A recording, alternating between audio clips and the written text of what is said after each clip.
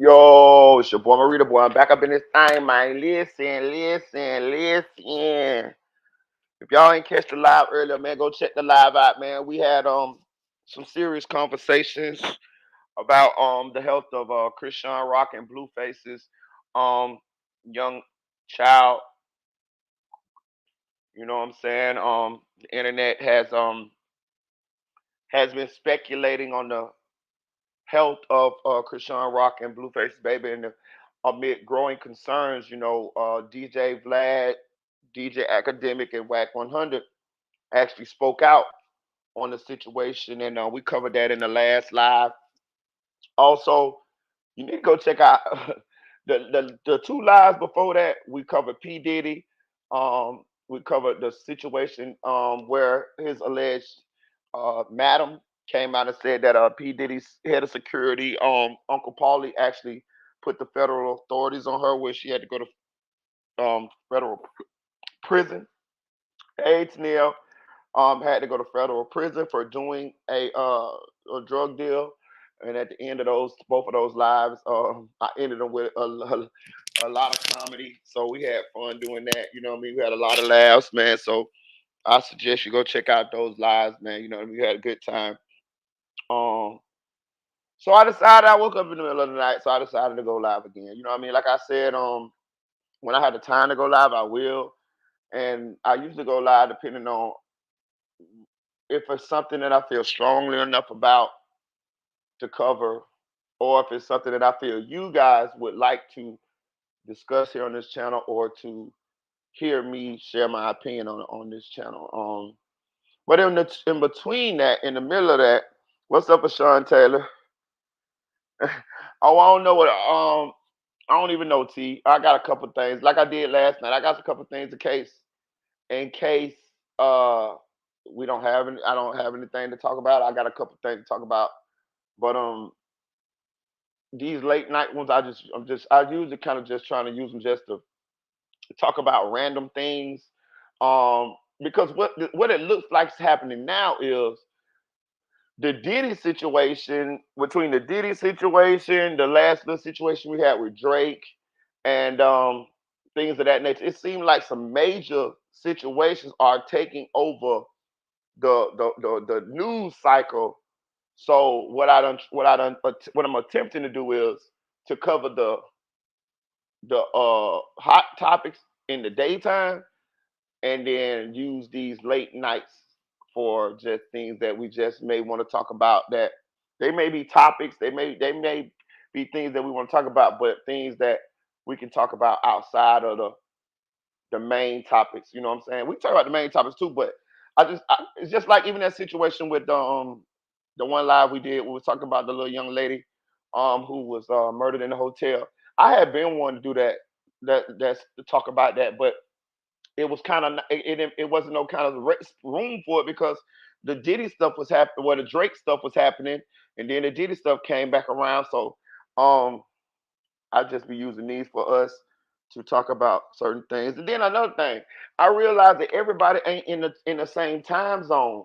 You know what I'm saying? Like, so, you know, if I spread my lives out, so I'll do some in the day, a couple of them in the evening, depends on how I'm feeling. If I'm tired, if I'm rested, then people can get a chance to catch the lives while we live, and maybe that'll spur more interaction and things of that nature. What's up, Sean? Let me see. But what I want to talk about? What I want to talk about? Oh, I know what I want to talk about real quick though. I do want to talk about one situation with the Diddy situation really quick. Um, it is. I have been seeing this, but it be so much stuff that be going on with the Diddy case till I have to kind of do my best to try to vet the claims, because I'm telling you, man, it's so many wild allegations and wild claims that's being levied against Diddy at this point. I have trouble even vetting them all, and then I also have trouble even believing them all. A lot of them I can't even believe that this man did these things. But I swear, I'm not telling you no lie. most of the claims do have some validity to them from the ones that I've seen. And the latest one that I have seen, it kind of sparked my interest because sometimes I wait to see if certain media people or certain bloggers are going to cover it before it's kind of my cheat code to keep me from vetting all of these allegations against Diddy. So I saw this allegation that popped up maybe about a week or so ago, and it was said that um, Dana, Diddy's baby mama, the Asian lady, the one that I think Young Miami was saying that she'll get Diddy to make her eat a meow, and it's alleged that Dana worked at a security firm, like she like security, like as far like um what do they call that shit? Like home security shit like that, right? So they said that Diddy hired her security firm, and he then, you know, some kind of way solicited her to uh, kind of keep tabs on Kim, right? So in the same time as he was doing that, he kind of started talking to Dana, you know, like trying to like spark a relationship with her, and then he ended up did sparking a relationship with her. And it is said that allegedly, allegedly, that she would spy on Kim for Diddy. And it's and behind and what they're saying now is they saying that low key it's rumors. This is all. It's not substantiated. This is just rumors that Diddy married Dana, and they saying that he married. They believe that he married Dana that way he could use spousal privilege in a federal investigation, and that's where your wife cannot be made to testify against you, right? This is all rumor. This has not been verified. It's just rumor. But I do see reputable bloggers running with this, and I did hear this.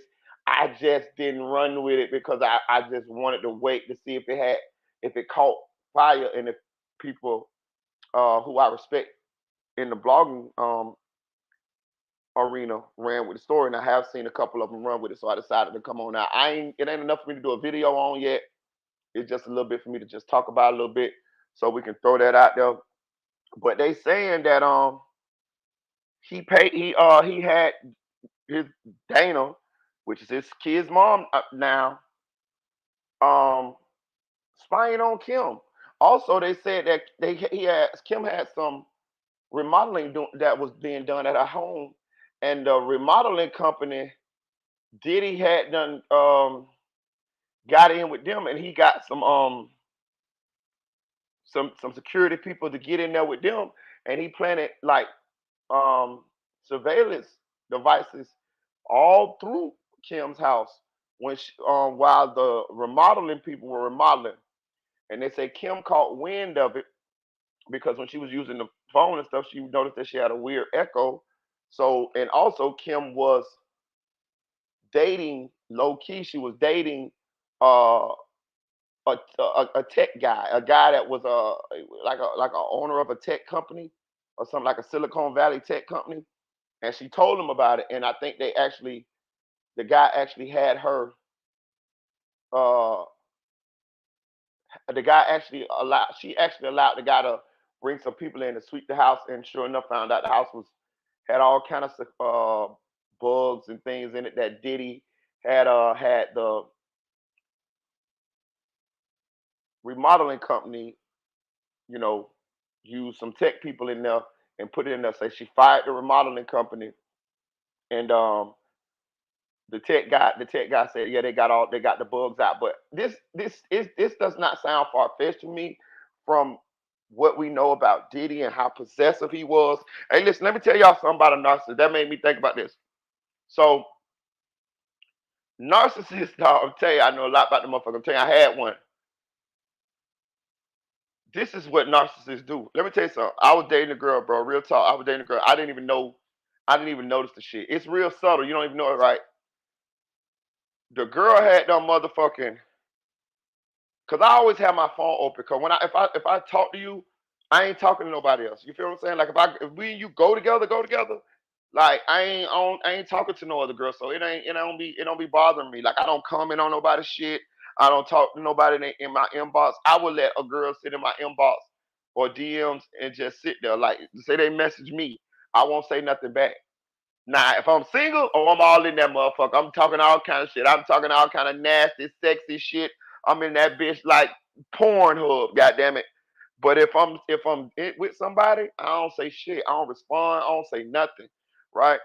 So she had done got on my phone, unbeknownst to me, and she had done got it with all my messages, shit. She could see them and all of that shit. That right. That shit. I mean, it was weird. I didn't know it. I didn't know it at the time. It was weird, but I'm saying it didn't bother me because I never did nothing no way, right? But she was reading all my old messages and shit that I had talked to other girls and shit right there, right? So another thing she did that I didn't even pay no attention to. She bought security cameras, right? She bought security cameras. We lived together. She bought security cameras, right? Which wasn't no big deal because I wanted some security cameras too. The crazy part about it was though, one of the security cameras she put in the bedroom. She put the security camera in the bedroom, right? I didn't pay, and I still it still didn't register to me at the time, right? But as time went on, I realized I said, what the fuck? What the fuck is the security camera doing in this bedroom? And then I realized she put that security. No, she left for work one day, and she said, all right, all right, I'm gonna be watching you. But she said it like jokingly. I said, what you mean? She said, you forgot we got the camera right. I'm gonna be watching you. I, I said, oh Lord. Then I remember when she used to go to work, she could talk to me through the camera. Like it had like a little microphone on and shit. She could talk to me through the camera and shit, right? So then I realized she was trying to watch me. She was trying to keep tabs on me. Like like I was gonna be bringing a girl or something in the house or some shit like this. I never did nothing like that. So she had no reason to even believe that I did something like that. I never cheated on this girl. This particular girl I was going with, I never cheated on at all. You know what I'm saying? Like so she had no reason to even believe that about me. Like but then as time went on and the relationship went sour and then as I learned about for some reason I came up on the narcissism shit I tell y'all, and I started paying attention to. I always reflect. Put it this way, I always reflect. I do this shit all the time. If I reflect on relationships, I reflect on my day, I reflect on my day at work, I reflect on my interactions that I had that day. I do this all the time. Like if I say I go to work in the morning and I have a day at work. When I go home that night and I get a chance to, relax and lay down and I'm finna get ready to go to bed, I replay the whole day in my head. Like, when you're at that spot right there before when you getting ready to doze off and go to sleep. Well, when I'm at that spot right there, you know what I'm doing? I'm thinking about the whole day. I'm thinking about the conversations that I had. I'm thinking about why people asked me certain things, what I said back to them. I'm just replaying the whole day. So as as a relationship didn't work no more, and I left the situation, I started replaying what got me, why it didn't work, and how we get to where the place where we were presently. And then I started seeing the narcissism shit. So I started watching it and I just started adding it up and I peeped two and two. And I said to myself, oh shit, this is the exact same thing they say the narcissists do. And that's what it was. And that brings me back to Diddy. It's not me knowing what I know about narcissism. It's not far fetched that this story is true. This is what they do. You know what I mean? They do all type of bullshit that they want to do, but they want to keep tabs on the people that they want to control. You know what I'm saying? I'm sure Young Miami had surveillance on her. I'm sure this man paying you 200 some $1,000 a month. You know damn well he want you know damn well he had tabs on you. Matter of fact, he didn't even have tabs on you because you was up on his ass every chance you could get. You know what I'm saying? Because you didn't want to get knocked out of that number one spot. You know what I'm saying? That's why you argued with the girl Dana because you saw her as a threat. See what I'm saying? Young Miami probably was trying to get pregnant and all, bro, on everything. Now she gonna put in that on. Now she gonna post on Twitter. Diddy never peed on me. I lied. I did it to sell my card game. Bullshit. Why you ain't been said that? What do peeing on you? What do telling us Diddy peed on you? How does that correlate into you selling cars? Oh, maybe because of the controversy. Okay, I'm gonna buy Young Miami's cards because she said Diddy peed on me. Huh? I might watch your podcast more because you said Diddy peed on you. But hey, it is what it is. I'm just trying to show y'all, you know what I'm saying, how weird these motherfucking people be, man. But do I believe that Diddy had surveillance on Kim Porter? Fuck yeah, from everything that Gene Deal said. Hell yeah. Diddy got surveillance on every woman in his life that he's trying to control. Or even every person in his life that he's trying to control. It don't just extend to women. Shit. Anybody that Diddy's trying to control, he has surveillance on them. He moves around too much. He has to have some surveillance on them to actually be able to know what he wants to know in order to control them. Scary thing, man. It's weird shit.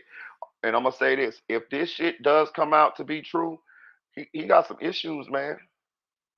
He got some issues. If I know all of these allegations against Diddy may not be true, but it does seem like a large amount of them are true.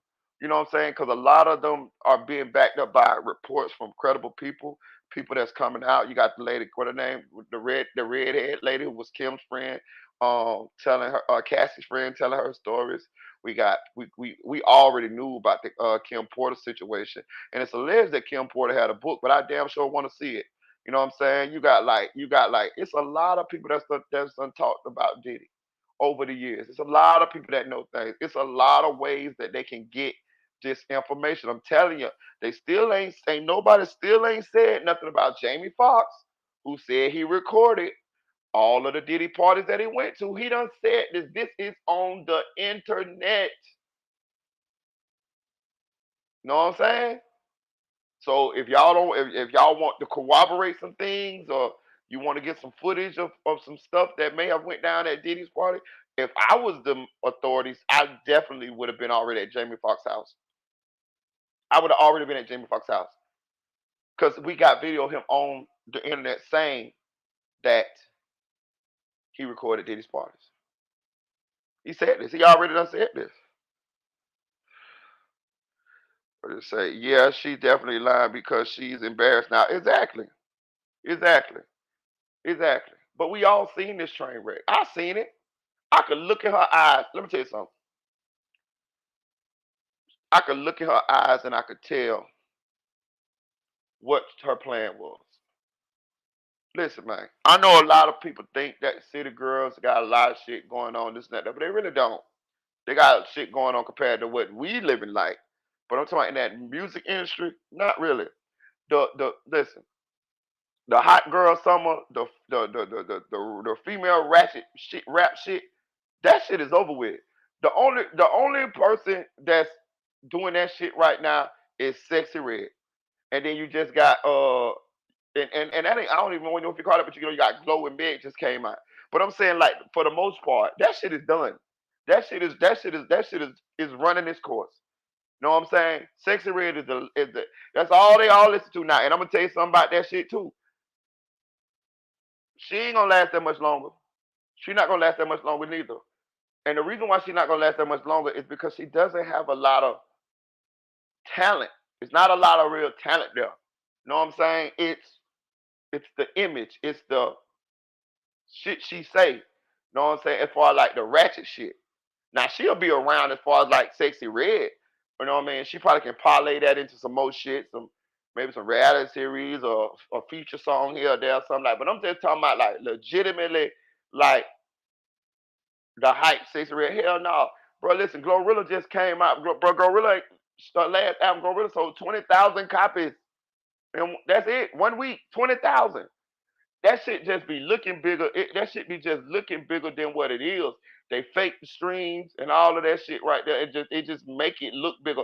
And they might have a catchy song, but as far as like really real deal selling records and shit, like they know they're not selling no records like that. I didn't even know this. Had y'all paid attention? Do you realize Cardi B only got one album? Y'all realize that? I didn't even fucking realize that. Cardi B only has one album. The rest of her songs is features and singles, which I think is smart. I actually think it's smart because nowadays people don't even really listen to a whole album nowadays. It's hard to for artists to put together a whole album that people just want to listen to the whole album. That shit used to be in my generation where we could listen to a whole album and rock out. Nowadays, these artists ain't putting no whole albums together like that. Hell no. You know what I'm saying? So it does make more sense to come out with a hot single and just let that bitch ride out. And then when that bitch ride out, come out with another hot single. Like Plies be doing. Plies don't come out with no albums. Plies will make a single. If that bitch, he'll put it out on the internet to catch. He'll do a little video to it. There you go. You can do 30 shows off one goddamn single. Get you paid like that. And you ain't gotta worry about your album flopping.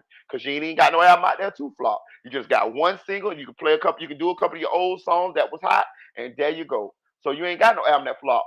And that's what I'm saying. Cardi B, she ain't got no album that flop. Cause she only did one album. She only has one album till this day. The rest of the shit she got is features, uh uh um and singles, which is smart. You know what I'm saying? Yeah, which is smart.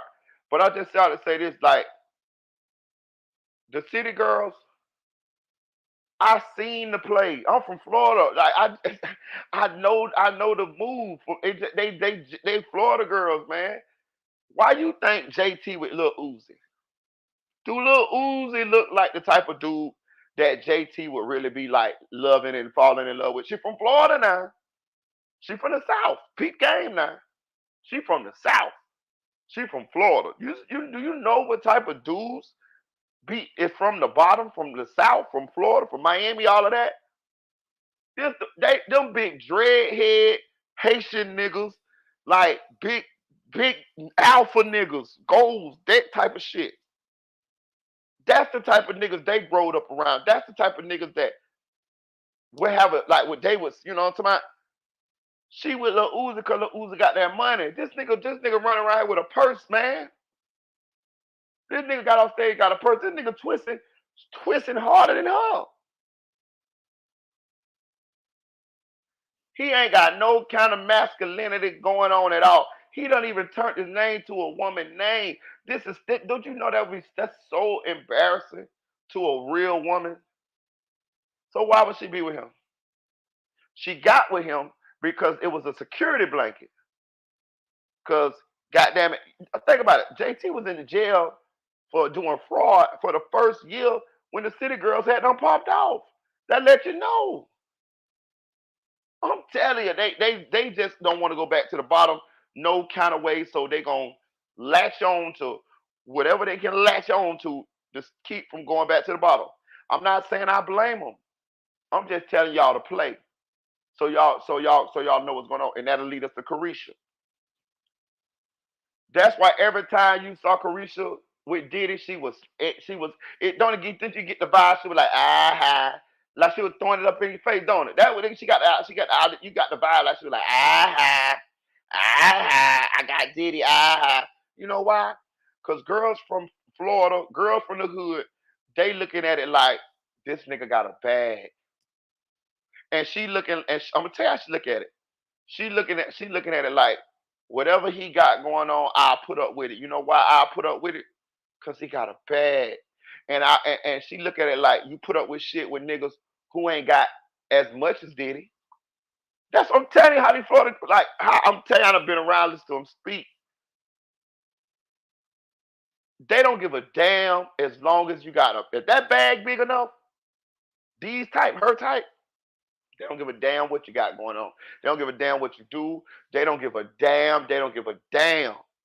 You think Carisha don't know Diddy got them gay allegations? You think Carisha don't know that Diddy is bisexual? You don't think she know that? Well, one thing, listen, boy, one thing about a woman, especially a woman who be around, she real observant. She real observant. Especially somebody like Diddy. So Carisha, when she's around him, she gonna pay attention to everything.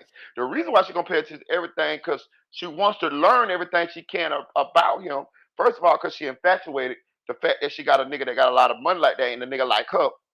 But she also wants to learn everything about him so she can learn how to do everything that he likes.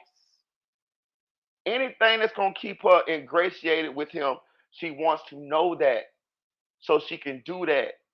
So she can play the game and stay in his good graces so she can get that $200,000 they was getting her. But I'm telling you, he didn't get cash for that kind of shit. You know, he gave a little bit, but not that. Why is that? You know damn well what it was. Young Miami was doing everything he liked. Everything. Whereas Cassie, you know, at first she might have been cool with it, but then when he went to beating on her, she like, oh no, you know, Miami, I bet you know, I bet you, I would bet you $1 million to $10. I bet you Young Miami was in that motherfucker hanging out. Young Miami was in that bitch like she was having the time of her life in them freak offs. And I don't give a fuck what nobody say. She did some freak offs. Ain't nowhere in here. This is his thing. This is what he loves to do. You know this is what he loves to do. This nigga will go get Cassie at her own birthday party, beat her up and everything, and take her to a freak off. So you mean to tell me he ain't finna Carisha ain't finna do no freak offs? You got life fucked up. You bitch, you done did a lot of them to get that $250,000 a month. The difference is you, whether you played like fake real good or whatever, but you gave Diddy the impression that you enjoyed it. Not only that, you submitted to Diddy in a way that he enjoyed. So that goes to that P thing.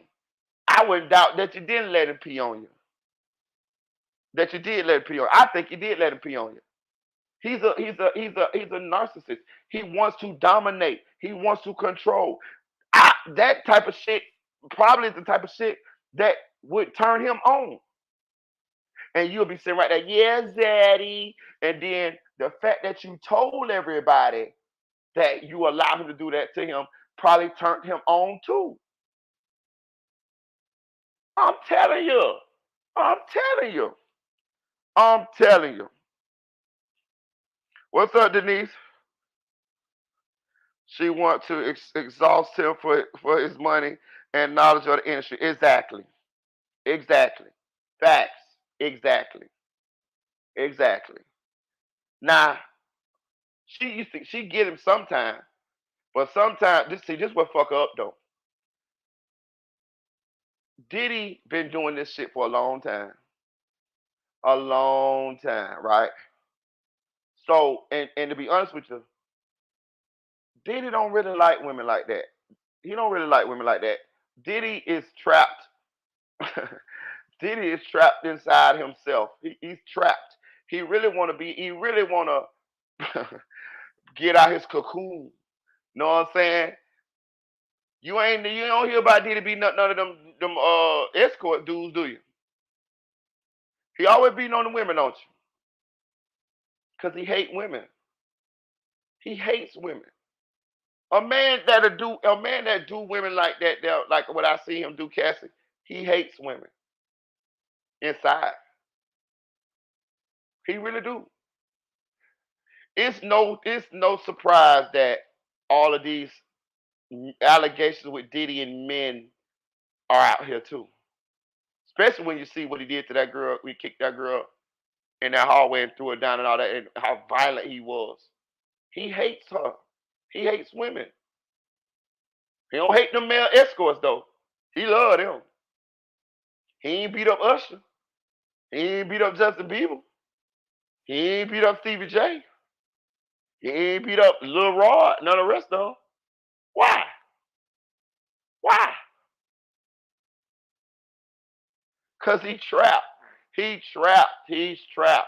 He's trapped inside himself. He want to come out of his cocoon, but he don't know how to. He's embarrassed. He's afraid to. For the life of me, I never understood why Diddy never came out and just said he was gay. I didn't understand that because it was clear that Diddy was gay. It's clear, bisexual, what you want to call it. It was clear that Diddy liked guys. It was that shit was clear after so many of those videos, so many of those rumors and shit came out. We saw him talking about they used to wake up and eat, fighting over the cornflakes. I like to see you scraping and scrambling, Zaddy. Why you ain't gonna come party with me? You don't come party with me. Cat Williams, because Diddy gonna want to party. You got to tell him no. You got to tell him no.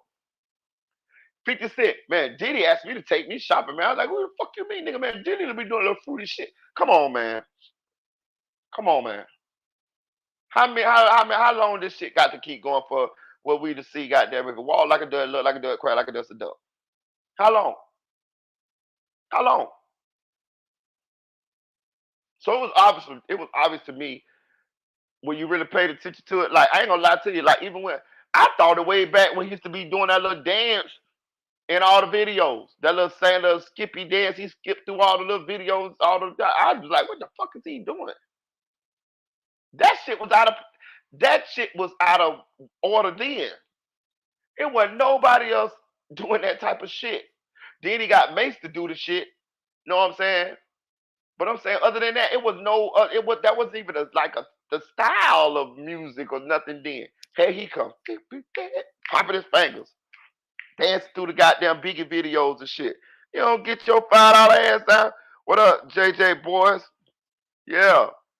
You don't get your $5 ass on up out of here, nigga, skipping around, nigga, with that glitter all on you, nigga.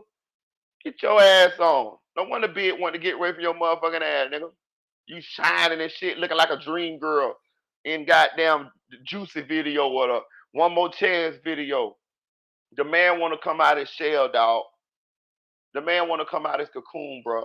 That's why he beat women like that. And I'm gonna tell you something. He was gonna eventually beat Young Miami too. Okay, put it away. I'm gonna tell you. I'm gonna take it a step further than that. He had already abused her.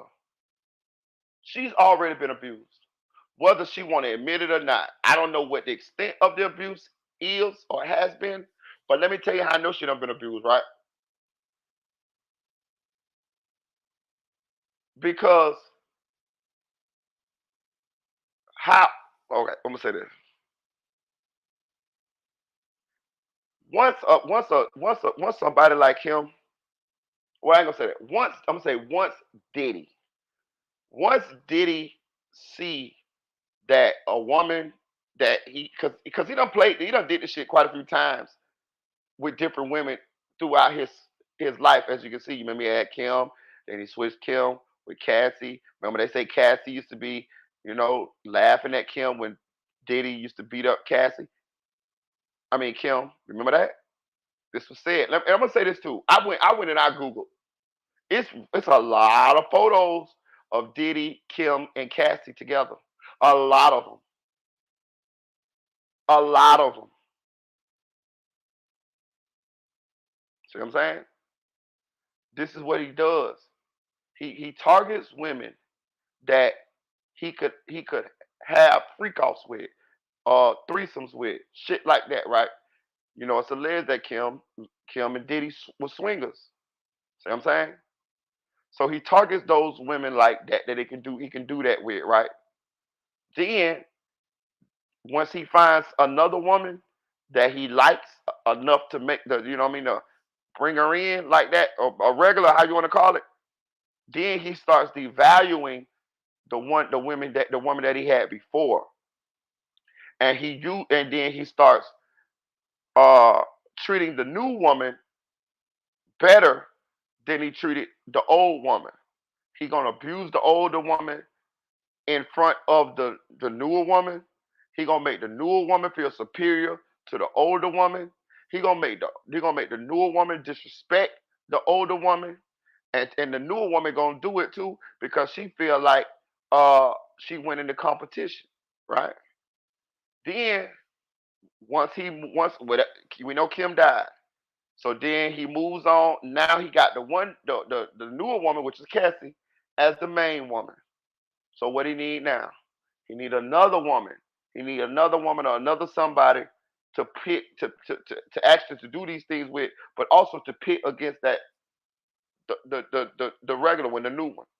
And this is what he did. If I don't know what the year was when he started messing with Young Miami, but I'm gonna tell you this: if Cassie would have still been with Diddy, it would have been the same cycle. It would have been Young Miami as the new one. She would have been disrespecting Cassie. Cassie would have been Kim Porter spot. This is what goes on. This is what Diddy did with Young Miami and Dana. You see what happened? Once Cassie left, it was Dana. And then you get Young Miami. Now Young Miami beefing with Dana, calling Dana all type of shit. And Diddy sit back and let this shit go down. It's a cycle. But Diddy was gonna eventually, if he I felt like he had already abused Young Miami. I ain't gonna say he beat her bad, I don't believe that. But I do believe he done raised his voice to her. I do believe he done pushed her a couple times. I do believe he probably done choked her and grabbed her up, some shit like that. I'm telling you. She just she just played that goddamn uh she just knew she wanted that goddamn money so bad to where she'll deal with it. And it had not got as bad as it got with Cassie. See what I'm saying? She just unfollowed Diddy recently. Bitch, you been knew Diddy was beating no hoes. You been knew that. You been knew Diddy. You been knew Diddy was dealing with niggas and men in this industry because you in them circles. And one thing about it, everybody talk. So you think ain't nobody done pulled Young Miami to the side and said, hey, Young Miami type, probably type that'll cuss the girl out or go tell Diddy what the girl said about it just to prove her loyalty to Diddy. You think JT ain't heard nothing about Diddy and then came and told Young Miami, hey man, you know that nigga for punks. I wouldn't doubt that I wouldn't doubt that Young Miami, Saucy Santana, and Diddy done did a soiree. I wouldn't doubt it. We know he like men. We know Carisha wants to, by any means, get the bag from Diddy, to stay in Diddy good graces. You think Saucy Santana won't fuck with Diddy? Man, shit. Diddy probably done tossed them up a bunch of times. I ain't trying to judge nobody, but I'm just saying, dog, like for a woman to deal with a man who like men, that's wild. That's wild. That is wild.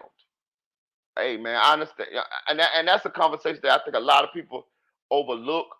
A lot of people kind of like, they don't want to talk about it. People still think that homosexual men still stick with homosexual men and homosexual women still stick with homosexual women or bi men stick with bi men on.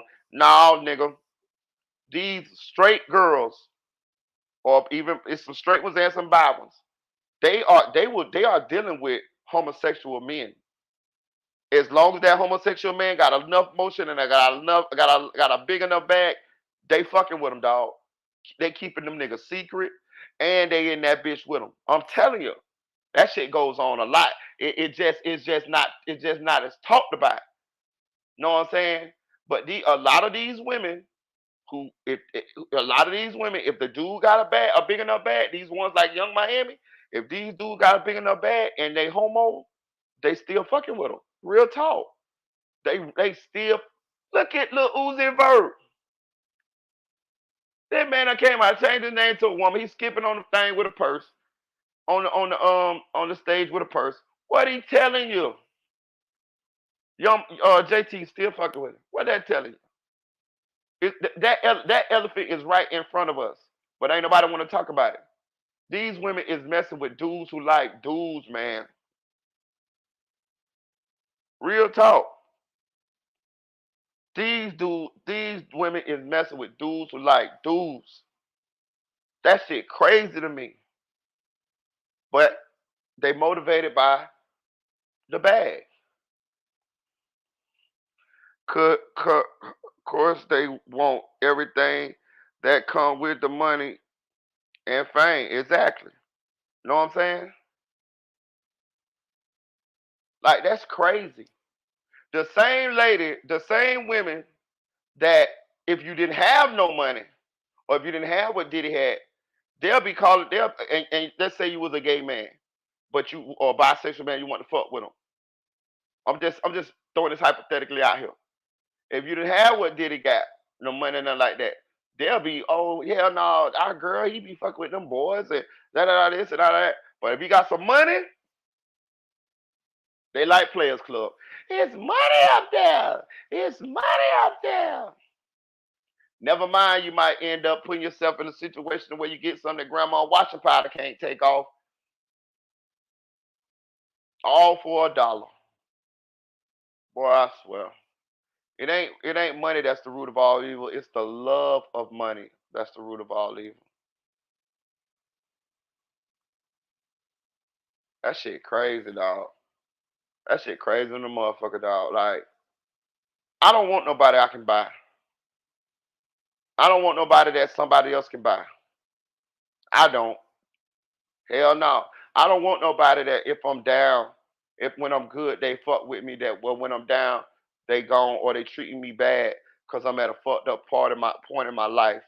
You know what I'm saying? Because I ain't gonna do you like that.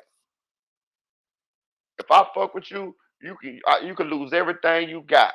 You can lose everything you ever had, and goddamn it, I'm gonna be right there with you, and we're gonna help you get it back. Goddamn it, yeah, real talk, real talk. It's the loyalty, it's the respect. That's what I fuck with. You know what I'm saying? Like, if your loyalty can be bought, I don't want you around me. Not really. Hell no. Hell no. Cause all that shit don't. None of that. This shit don't last. Look, when you look at most of these celebrities, when you go to look at their documentaries and their lives and shit, most of them all get to a spot in their career where they fall off and they need somebody, and they be needing somebody, and most of the time it's only one or two people that stay there in their corner. All the rest of the motherfuckers be gone. Once the money and the light and the fame gone, everybody else gone. It be one or two motherfuckers. Sometimes the celebrity or the entertainer, they pop back off, they bounce back out, they bounce back up because they had the love of those couple people that stood in their corner. But I want them people right there that standing in the corner. I want them people. Know what I'm saying? Now I'm gonna say this. Now don't stand in my corner if I'm with no bullshit. Now if I'm with, listen, let me tell you, if y'all see me doing that bullshit, well, did I don't give. I'm perfectly fine with y'all or people not fucking with me. I understand that. You feel me? Like if I fuck around and do some fuck shit to where it's like, oh hell no. Me personally, I'm the type of person I would understand a bitch not fucking with me. You know what I'm saying?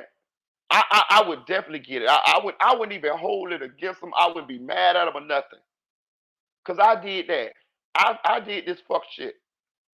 I ro- I robbed that little old lady and got caught and went to jail. Now they got Marita mug shot all over the news and shit. Oh, Marita, I can't be down with that shit, man. That lady was 80 years old. You robbed that lady. Hey, I get it. You right. You damn sure right. You have the, you know what I mean? I feel you. You know what I'm saying? But if a nigga just ran through some hard times or something like that, and I was a good person, this and that, there, yeah, yeah, yeah. You know what I mean? But it's still cool. But I ain't gonna lie though, I'm gonna remember it. I'm gonna remember the people who left me at my hard times. The people that should have been there. Now the people that ain't had no bit that them there was like a plus, a blessing. I'm cool with them because they not really obligated. But the people who supposed to be there, my wife or my children or those type of people, my closest friends, yeah, I'm gonna hold that against you. I'm not gonna say nothing. I'm not gonna say nothing to you about it. But just know I'm gonna remember. Just know me and you ain't gonna never, and I'm gonna distance myself from you slowly but surely. I ain't gonna say nothing to you. I'm just gonna fall off, change my number, stop talking to you, shit like that. Yeah, hell yeah. Because everybody needs somebody at some time. That's why I keep telling y'all, the money ain't shit. It's a genuine friend. A genuine friend is worth more than money. I promise you this. I know people don't seem to understand this shit, but a genuine friend is worth more than any dollar. I promise you this shit, bro. I promise you this shit. Anytime I've ever been at my lowest, the thing that made me brought a smile to my face, that made me feel good, is to know that somebody was there with me. Somebody was there, you know, talking to me, helping me, you know, just keeping my spirits up sometimes. You know, sometimes that's all you need. Somebody just to talk to you, keep your spirits up. If somebody can't help you out financially, you know what I mean, just to keep your spirits up. That shit mean the same to me. If you'll sit right there and you'll talk to me and you'll try to keep me in a mental space to where I don't just get all depressed and fall like that.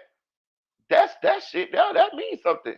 That's like that's better than money at some point. I mean, I know you need money, but I just understand what the real shit be, and it ain't the money, dog. The money is a plus. The money is good, but it's the part, it's the people, it's the heart, it's the people that care for you or care what your well being legitimately. You know what I'm saying? Look at Young Miami. She out of here. She out of here. She out of here. And the crazy part about it, she ain't even out of here because she mad. She mad what she saw on that tape. Cause she been knew Diddy was doing that shit. She mad because the spot done got blowed up. She mad because people done peeped that people now. She's mad that Diddy's now exposed, and in order for her to save the rest of her image, she has to publicly separate herself from Diddy. You hear what I say? Shout out to anonymous ones. I say she got to personally, publicly separate herself from Diddy. Now, I don't know how Diddy feels about it. I would tend to believe that he would be mad about it. But do I believe that they really don't fuck with each other? No, I don't believe that. I don't believe that at all. I believe they still have a relationship. I don't know what kind of relationship, but I don't think it's the same dynamic that they had before. But I do believe they still have a relationship. I do believe if Diddy called Young Miami, I believe Young Miami get on that motherfucking plane and come where he at. He ain't in jail yet. She coming. She coming. She coming. So if he come out, she coming just in case he get out the situation. It'll look like she rode there with him. But what she's really doing is she's really straddling the fence and hedging her bet because the spot blew up now, and it looked like he going down at any time now. That's why you see her back running around with her baby daddy, Southside. Now, if I was him, Southside a motherfucking fool. You got me fucked up. You got me fucked up. You got me fucked up. So you back fucking with me now, cause your nigga Diddy done got roped off in this fuck shit. Plus, this nigga fuck boys. I'm not finna be hunching on you. You done. You're dead. No, I'm talking about sexually. Like I be your friend, I be associate with you, I be cool with you because we got a kid. But as far as me laying in the bed with you, no, shouty. No, hell no. And then I'm knowing that the only reason why you here is because that man done got roped off and exposed and all this fuck shit. You'll be looking at me like I was a peasant if you had done if you were still locked in with Diddy, say you fucked around and finesse Diddy into marrying you or some shit like that. You'll be looking like me like you upgraded. I don't know that when you was Diddy, you was looking down on me, cause you supposedly leveled up. Bitch, I ain't stupid. He a damn fool for fucking back with her. Personally, I'm talking about on that level. I wouldn't have. Hell no, I don't give a fuck what you got going on. And he got something going. And he produced, so he got a little motion. Man, ain't nowhere in here. I wouldn't have took her back. I'm sorry. We appreciate your consistency. You still my favorite YouTube. Appreciate it, anonymous ones. Some people don't be accepting of the love though, cause they so dark inside. This is true, bro. Here's your bit. Nice choice of words for real. You right. Some people don't be accepting of the love. You right about that, bro. I have seen that. I've dealt with that too. That's what narcissists do, bro. You can love a narcissist as much as you want. You know what they're gonna do? They're gonna tell you that they're gonna tell you or make you feel like nothing you ever do is good enough. I promise you. Trust me, I've been through it. That goes back to what Anonymous One said. Some people don't be accepting of the love though because they so dark inside. Bars. He said, listen, that could be nothing but the truth. I'm telling you, I've seen it. I even went through it so much so I talked to my homeboy about it and I was telling him about the situation. And my homeboy said, you know what, bro? I say, what? He said, maybe she feel like you too good for her. I say, what you mean? He said she not used to what the way you are with her. He say so she fights against that because she don't believe it. She know you a good dude, but she never had nobody like you. So she think it can't be real. Plus she know who she is. So she feel guilty.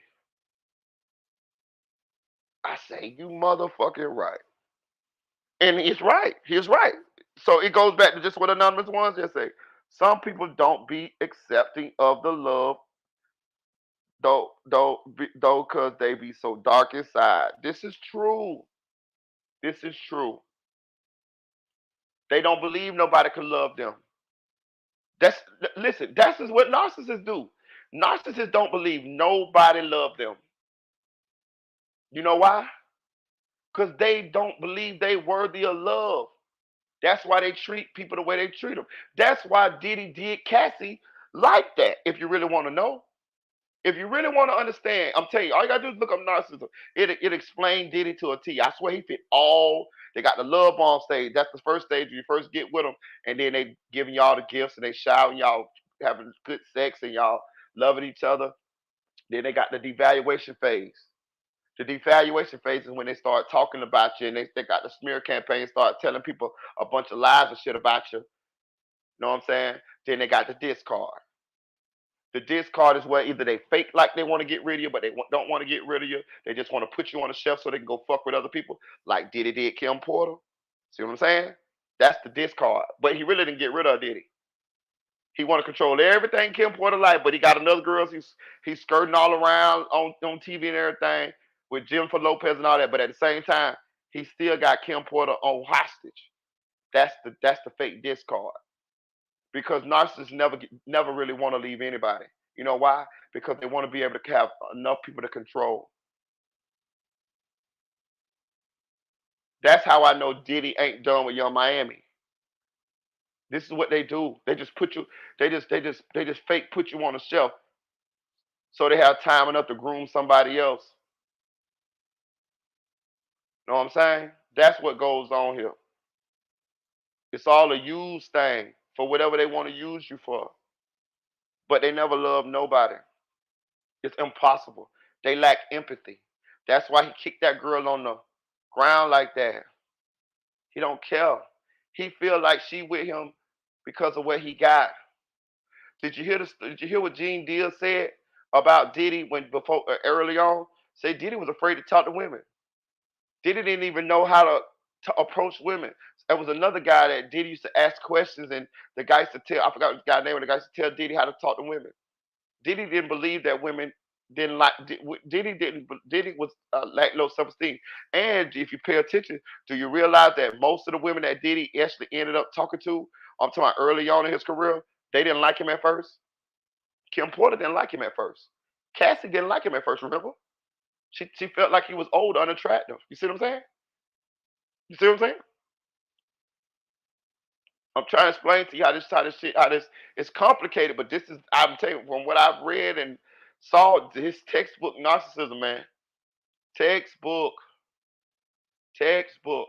Diddy feels like the women that's with him is only with him for money. Young Miami fell into the trap because he you let this shit would have went on a little bit longer till she got to the stage to where he was beating on that ass. You know what he was gonna say? Tell her why he was beating on that ass.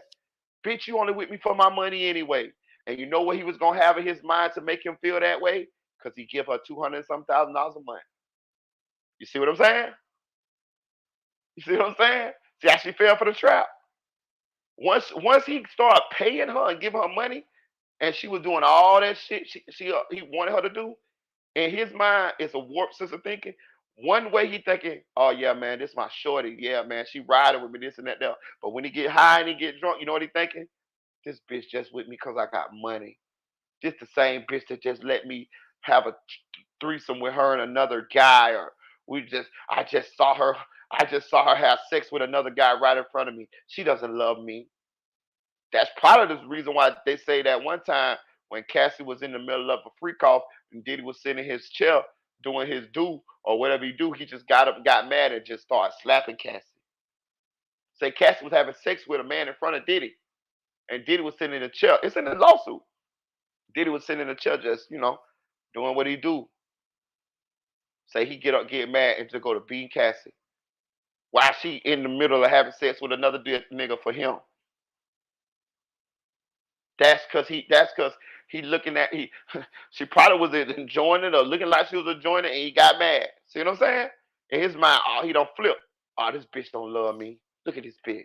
She fucking the shit out of this nigga. She can't love me. But she doing it because she doing it partly because you told her to do it. These niggas be weird. I'm gonna tell you another thing too, dog. This is an unpopular opinion, but we got to talk about it. One thing about Marita gonna tell it.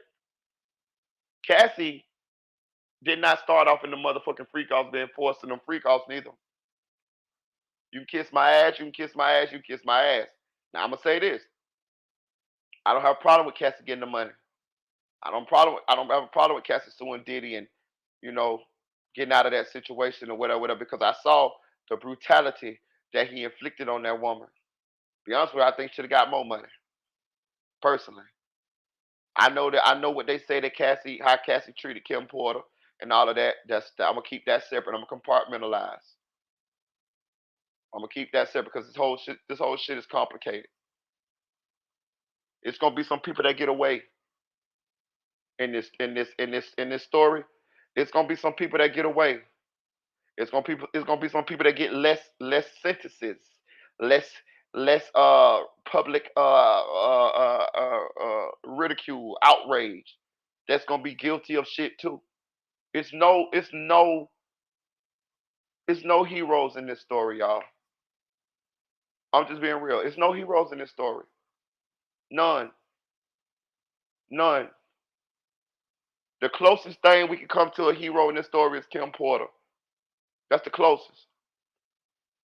Because from all accounts, I have never heard nobody say not one bad thing about Kim Porter. Not one.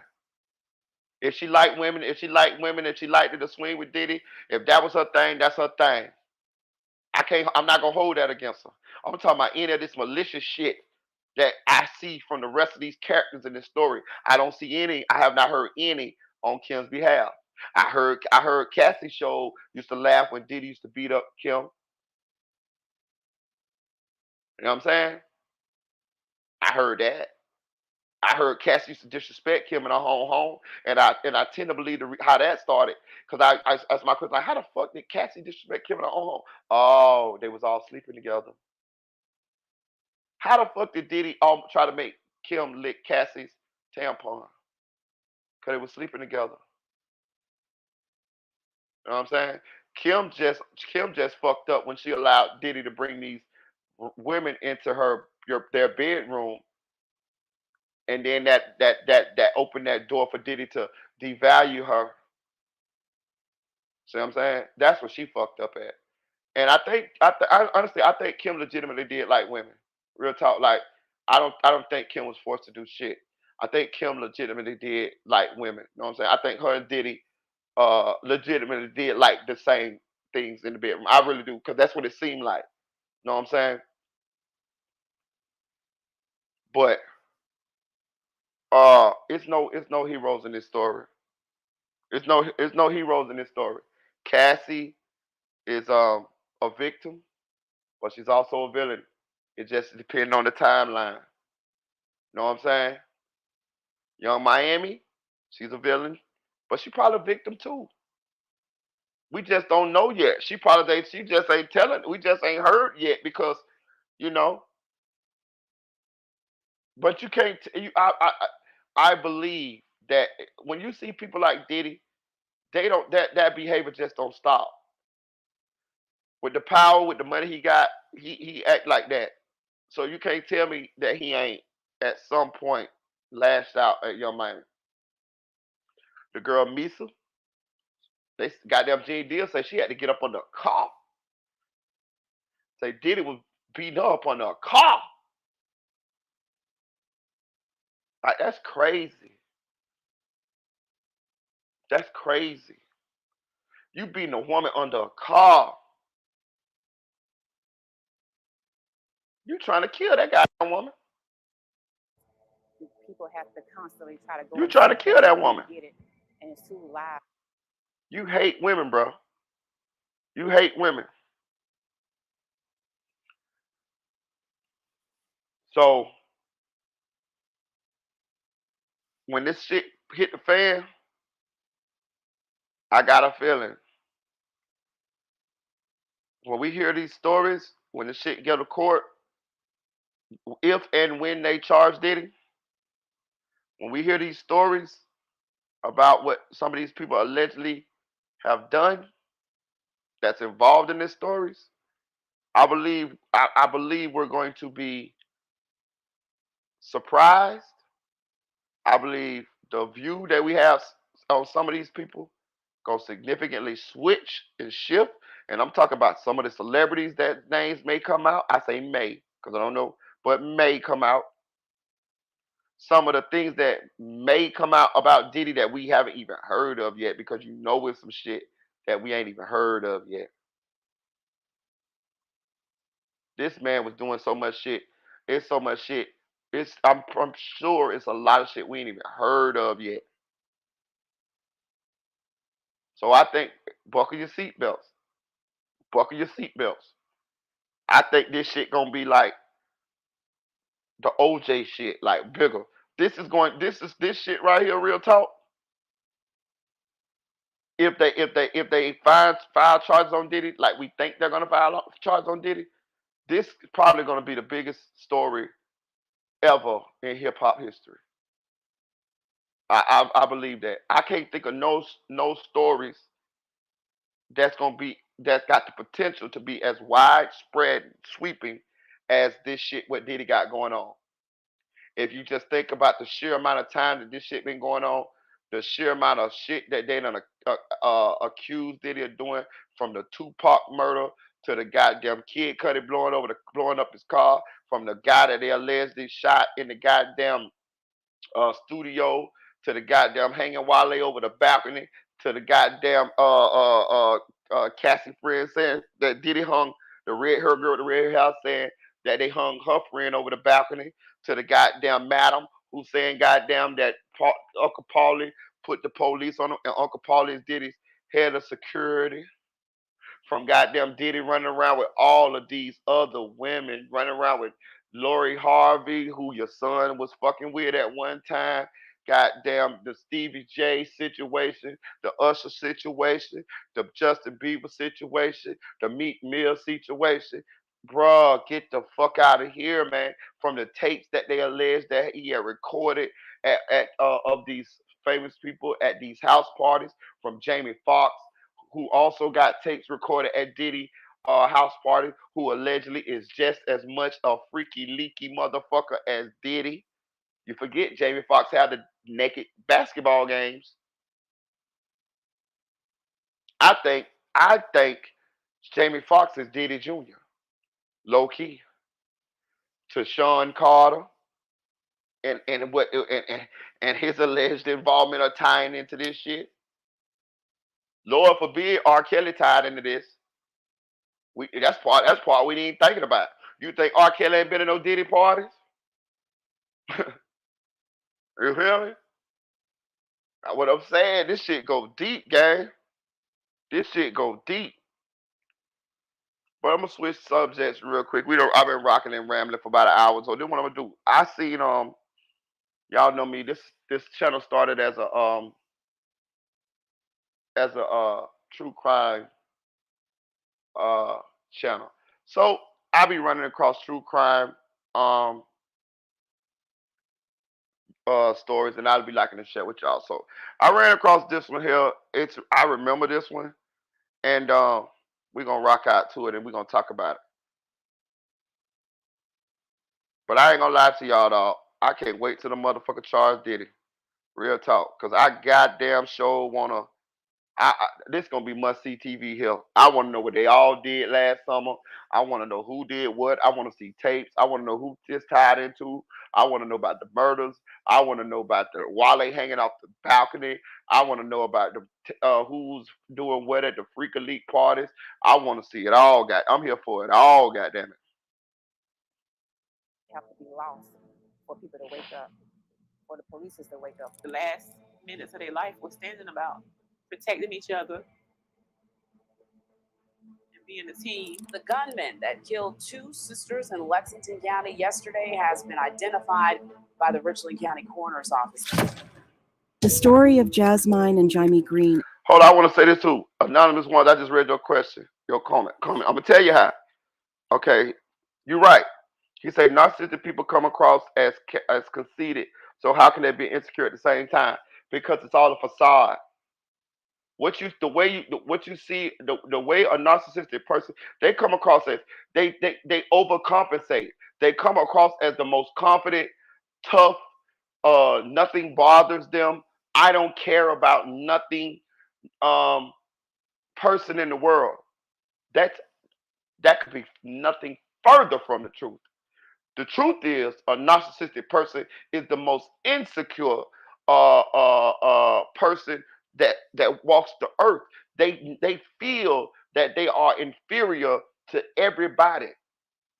That's why they do what they do to other people because they hate you because they put it this way, a narcissistic person envies you and hates you in the same breath. The same thing that they envy you for is the same thing they hate you for.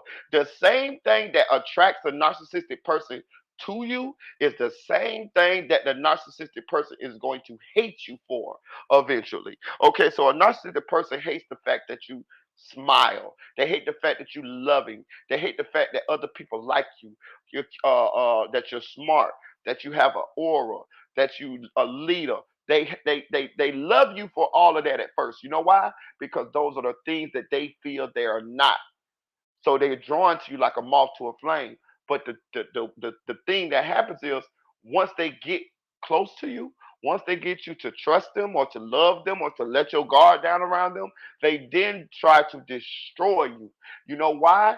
Because they hate the fact they want to kill, they want to feel like they got power because they want to feel superior because that's the only time that they can feel um power. They feel powerless, and the only way they feel power is if they find somebody who is unassuming of what they got going on. Somebody that they can what do they call it? Uh, Weasel their way into their lives. Once they weasel their way, if they love you, act like they love you, whatever, whatever, glow you up, make you feel good. Once they weasel their way into your lives, they hate you. They want to destroy you. They want to make you feel like how they feel about themselves inside. That's what brings them the ultimate pleasure. Let me tell you something. That's how I know Diddy don't feel bad for what he did to Cassie. Let me tell you something about a narcissistic person. And it's easy. And I'm gonna tell you when you can spot them. I'm gonna tell you can spot them. Let me tell you the easy test to find out whether somebody a narcissist or not. If you ask somebody if they're a narcissist and they think about it, they're not a narcissist. If you ask somebody if they're a narcissist, if you say, are you a narcissist? Do you think you're a narcissist? And they think about it, like if they think about it, they be like, oh no. Uh, mm, and they ask you what's a narcissist, and you read them the definition of a narcissist, and they pondering on it. If they pondering on it, they're like, mm, mm. If they ponder, they're not a narcissist. They're not a narcissist. You know why? Because a narcissist is never going to even entertain the idea that they are one. That's a narcissist. See what I'm saying? That's a fucking narcissist. If you fucking and I read this too. This is the easy test to see find somebody narcissist. If and I thought about it too because I did that. I thought about it when I was reading about narcissists. I said, am I a fucking narcissist? And I thought about it for a long time. I was like, I'm fucking narcissist. And then I end up running up on that test to find out if to tell if somebody a narcissist. And I know I'm not one. You know how I know I'm not one? Because I have too much empathy. I care for too many things that don't have shit to do with me. Narcissists don't give a fuck about nothing but themselves. Narcissists don't even care about their children, man. They fake like they do, but they don't. A narcissist is someone who is devoid of empathy. That's the simplest form I can tell you about it. If you see somebody, and they can fake it every now and then too. Don't get it twisted, but it's all fake. Like Tennille, she's not a narcissist. She's not no kind of way. She's a narcissist. No kind of way. No kind of way. If you can feel for somebody else in their and if you can feel for somebody else in their situation, and you don't have to, you're not a narcissist. Narcissists don't care. They don't have no empathy. Narcissists don't give a damn who live, who die, long as it ain't them. Long as it ain't them. But they'll fake it. They can fake. They're very charming. Don't get it twisted. Narcissists are very charming. Very charming. Very charming. That's how they get you. They're very charming. It's close to a psychopath. Actually, I watched Dr. Phil. I watched Dr. Phil. A narcissist and a psychopath, they cousins. Like they said if a psychiatrist doesn't if a psychiatrist isn't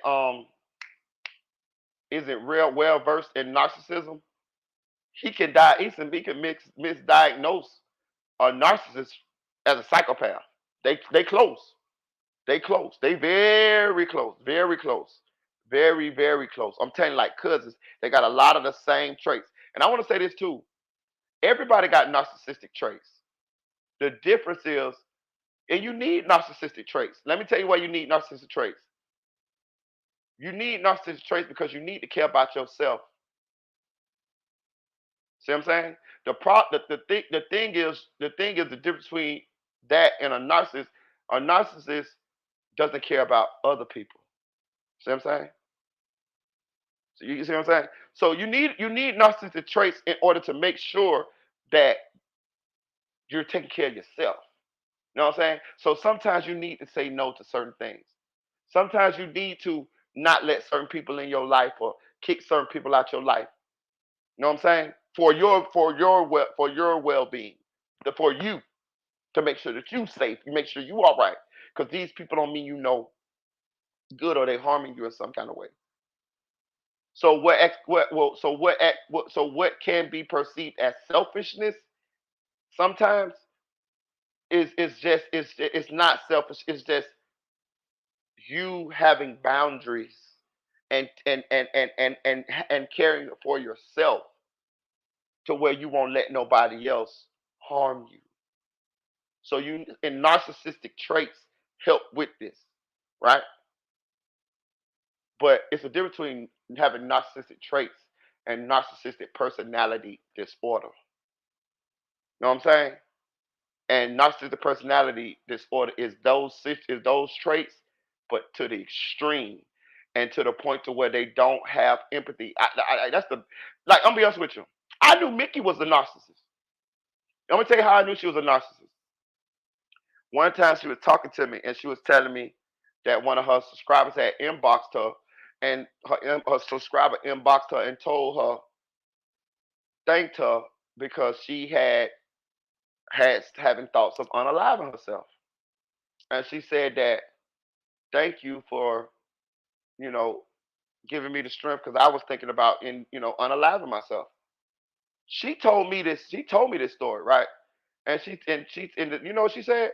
I don't know why these people be inboxing me and texting me the stuff like I care. I don't care about that shit. I said, wow. I said to her, I said in my mind, right? Now let me show you something. Let me show you something. I'm gonna show you something. I tell you, I do very good investigation. I just don't say nothing.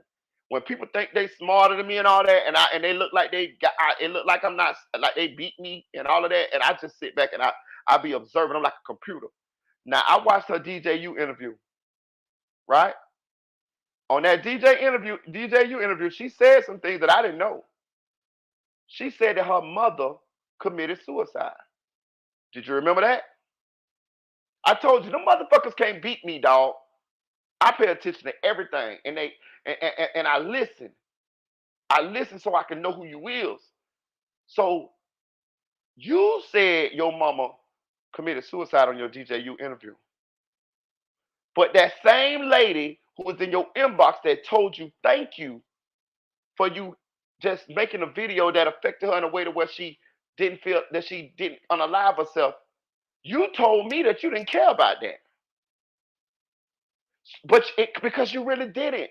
But how can somebody who has lost a mother to that type of situation not care that another woman didn't do that to herself because you made a video?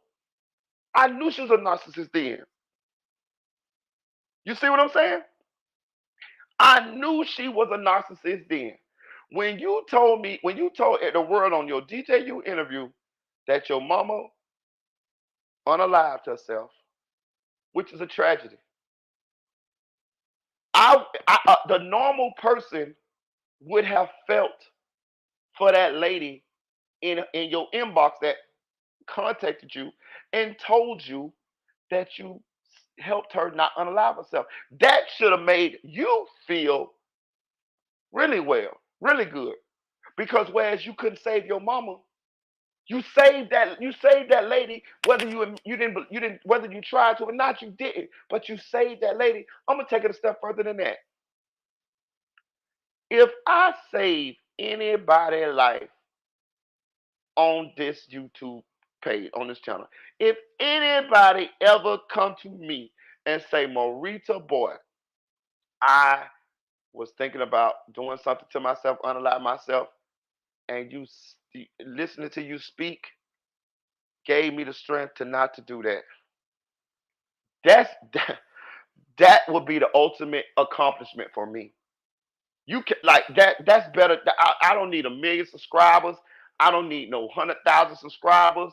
I don't need no little silver plaque, nigga. I saved somebody's life for my words. Somebody I don't even know. I saved their life. I was speaking through a goddamn microphone on a computer, and I reached somebody all the way across the globe, and they heard my words, and it gave them strength not to unalive themselves. It is nothing I could do on this platform, on this channel, that could top that. Do you see the difference between me or somebody like me who have empathy for the next person and the difference between a narcissist? She didn't even understand right then when that person told her that thank you for not for giving me the strength not to unalive myself. She didn't even understand then she had did the greatest thing in the world that she could ever do. Save somebody's life. Bro, saving somebody's life is the greatest thing you could do in the world. What can you tell me what can top saving somebody's life? I'll wait. I will wait. It's the greatest thing you can do in the world. Saving somebody's life. I can't think of now. I can't think of now right here, now thing in this world that is greater than saving somebody's life. And not only that, you ain't even have to you did it with words. That's amazing. Cause let me tell you something. Sometimes when people feel like unaliving themselves, they're it's they're fighting against themselves. They're fighting against their feelings, against their mind, and their feelings are telling them to do some things. That's a tough place to be in.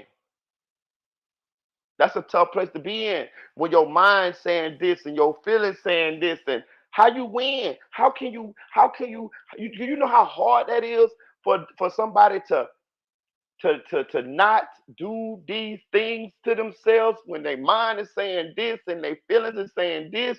How do you? You ain't got nothing but your feelings in your mind. That's all you got. Your mind say do this, and your heart, your feelings say do that. How do you find something to make you to not do what you feel like you want to do or your mind is telling you to do? This is what she gave to that lady. It can't be done but God. But she's so devoid of empathy till she didn't even get it. She didn't even get it. And what baffled me is because I didn't know this at the time. I didn't when she told me the story. I didn't know that her mother had this situation. I found that out watching the DJU interview. So if your mama had this situation, you mean to tell me you don't feel good for you saving that lady life? She didn't even know what she said to say the lady life. She didn't. She didn't. But I know she told me, she said, I don't care nothing about that. I don't know why these people be texting me this stuff and all this stuff. I don't care nothing about that. I don't, she say, I don't, I'm gonna tell you that word. She said, I don't have empathy. That's what she said. She said, I don't have empathy like that. That's what she said. That's what she said. That's what she said. I swear. It just came back. She said, I don't have empathy like that. You know what I'm saying? And when I listened to her story, listen, let me tell y'all something about her. Listen, I'm finna preach right here. Y'all can send this to her, I don't give a fuck. But I know how to psychoanalyze a motherfucker. When I listened to her story on DJU, let me tell you what happened, right? She said she had a baby very young. Very young. I forgot what the age is, don't make me lie, but it's very young. I ain't holding that against her, right? She said her mama unalived herself. That's sad, tragic. I ain't holding that against her neither. I ain't wishing that shit on nobody. She say, I think that was in foster care a little bit. That's sad. I ain't holding that against her neither. I love children. She was a kid at the time, right? Wishing none of that on her. This ain't even no joke. When I call her silverback and all of that, that's different. This is some serious shit I'm telling you about. But I'm finna show y'all. I'm finna show y'all how Marita be psychoanalyzing people, and I'm gonna show y'all how somebody can know you better than you can know yourself, and how some people can get caught and trapped in a mental fucking cage and not even know they there. That's where she at, right? Okay. Now, if you take into account, just keep it real, her appearance. I'm just being real, right? Then you take into account of all the things that somebody probably said to her, negative growing up. If you compound all of that, think about this. And I ain't saying this for y'all to feel sorry for. I'm just telling you how she get here. That she probably don't even know how she got there. If you compound all of that, all of the cruelty, her looking in the mirror, her mama unaliving herself, her going to foster care, all of that. I think she said she was passed. They was passed around at a couple relatives' houses too, and the relatives, treated them a little different. I understand all that. Now, do you see why her attitude is so nasty? Do you see why she don't have no empathy for nobody else? Do you see how childhood trauma and shit like that can turn people into monsters, turn people into narcissists? She's grown now. Fuck it. It is what it is. She who she is now. It's up to her to change that. But she won't. You know why she won't change that? You know why she'll never apologize to Mama Duck for wearing that free move up shirt and none of that shit? Because she done experienced so much hurt and pain in her life to all she know now is to inflict that same hurt and pain on somebody else. That's all she knows. That's all she knows. I got a pick, nigga. I got a pick. I know who she is. That's how I know she'll never like me, never no more in life. You know why? You know why? Because she know I know who she is. I gave her a chance. I gave her a chance. She came at me wrong from the first time we met, nigga. I didn't have to apologize to her. I did out the kindness of my heart. I never was really wrong. They came at me first. They made a video about me. I didn't know the fuck she was. But I apologized to her, and I told, and I tried to show her loyalty. But she didn't care about that. You know why she didn't care about that? Because she was a narcissist. See what I'm saying? So no matter what somebody do for a narcissist, they're never gonna appreciate shit.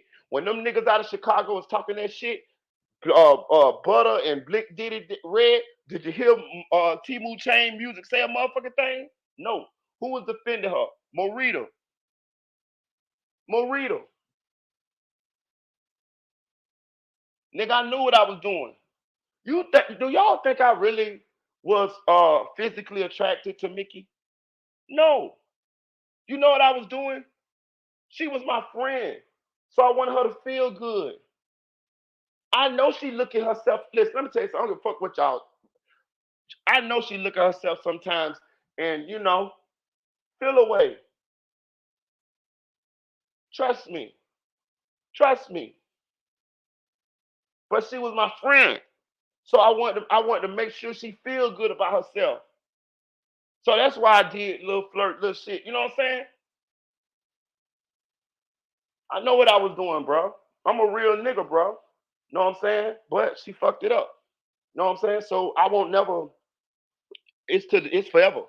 Real talk. Real talk. Not because it's forever because I know who she is. It's forever because I know who she is. You don't. I know legitimately you will never apologize to me. I know legitimately you don't feel like you did nothing wrong. So it is what it is. But I also know legitimately I did. I was the realest person in the room. Every time anybody seen me over there with them, everybody knew. To the point I had people DMing me when they did the free moonwalk shirt shit. Hey Marita, I can show you the DMs, but I just gonna expose people. Marita, that shit wrong, man. What you gonna do? That shit wrong as fuck. The whole internet felt like that shit was wrong. How the fuck could they not know it was wrong? Cause they didn't care about Mama Duck. She ain't had no empathy for Mama Duck. Same lady went in Mama Duck house, motherfucking took pictures with Mama Duck, her family. Mama Duck, nigga, I talked to Mama Duck, nigga. Mama Duck said she took care of Mickey, nigga. Made sure people didn't fuck with her. Made sure she had good smoke, good food. She ended up at Mama Duck house on Duck's 30th fucking birthday, nigga. That was his 30th birthday. She got pictures in front of a cardboard life size cut out of LPG Duck and LPG Duck's mama home, nigga. This lady opened up her house to you. Never did one bad thing to you. I told her when she did that shit, I said, Mickey, go apologize. I said, Mickey, call that lady. I seen Mama Duck make that video. Mama Duck was asking, like, what's up with Mickey? Why she did this?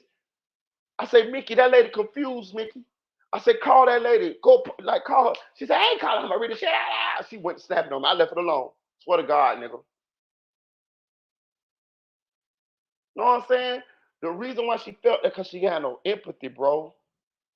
She ain't got no empathy. And the reason why she don't got no empathy is because she feels like life didn't how you say? She feel like nobody was there for her. She feel like life didn't give her no empathy. So she don't so she feels like so she feels like that she feels she all the pain and hurt that ever happened to her is still right there inside of her. She never let it go. She never learned to deal with it. She to the point where she never let nobody in who legitimately probably could show her real love. And the reason why she never let nobody in is because all of the people or a large portion of people that she did let in or was supposed to care for her or was supposed to love her when she was a kid, they didn't or they left, nigga. I know what I'm talking about, nigga. That's her fucking problem. That's her fucking problem. That's where her fucking problem. She misses her mama because her mama, had that situation. You see what I'm saying? The people that was offended, the people that was supposed to care for her and treat her, you know, they didn't. She had to go to foster care, all that type of shit. I'm just trying to show you how this shit turns, how this childhood trauma affects some people when they grow up. I knew once I heard the story, the DJU story, I put it all together. And can you imagine? I'm not trying to, because I don't give a fuck, but I'm not trying to pick on this. But can you imagine the jokes that she heard going through school all her life on her appearance? I'm just being honest, because you got to factor all that in. You got to factor all of that in.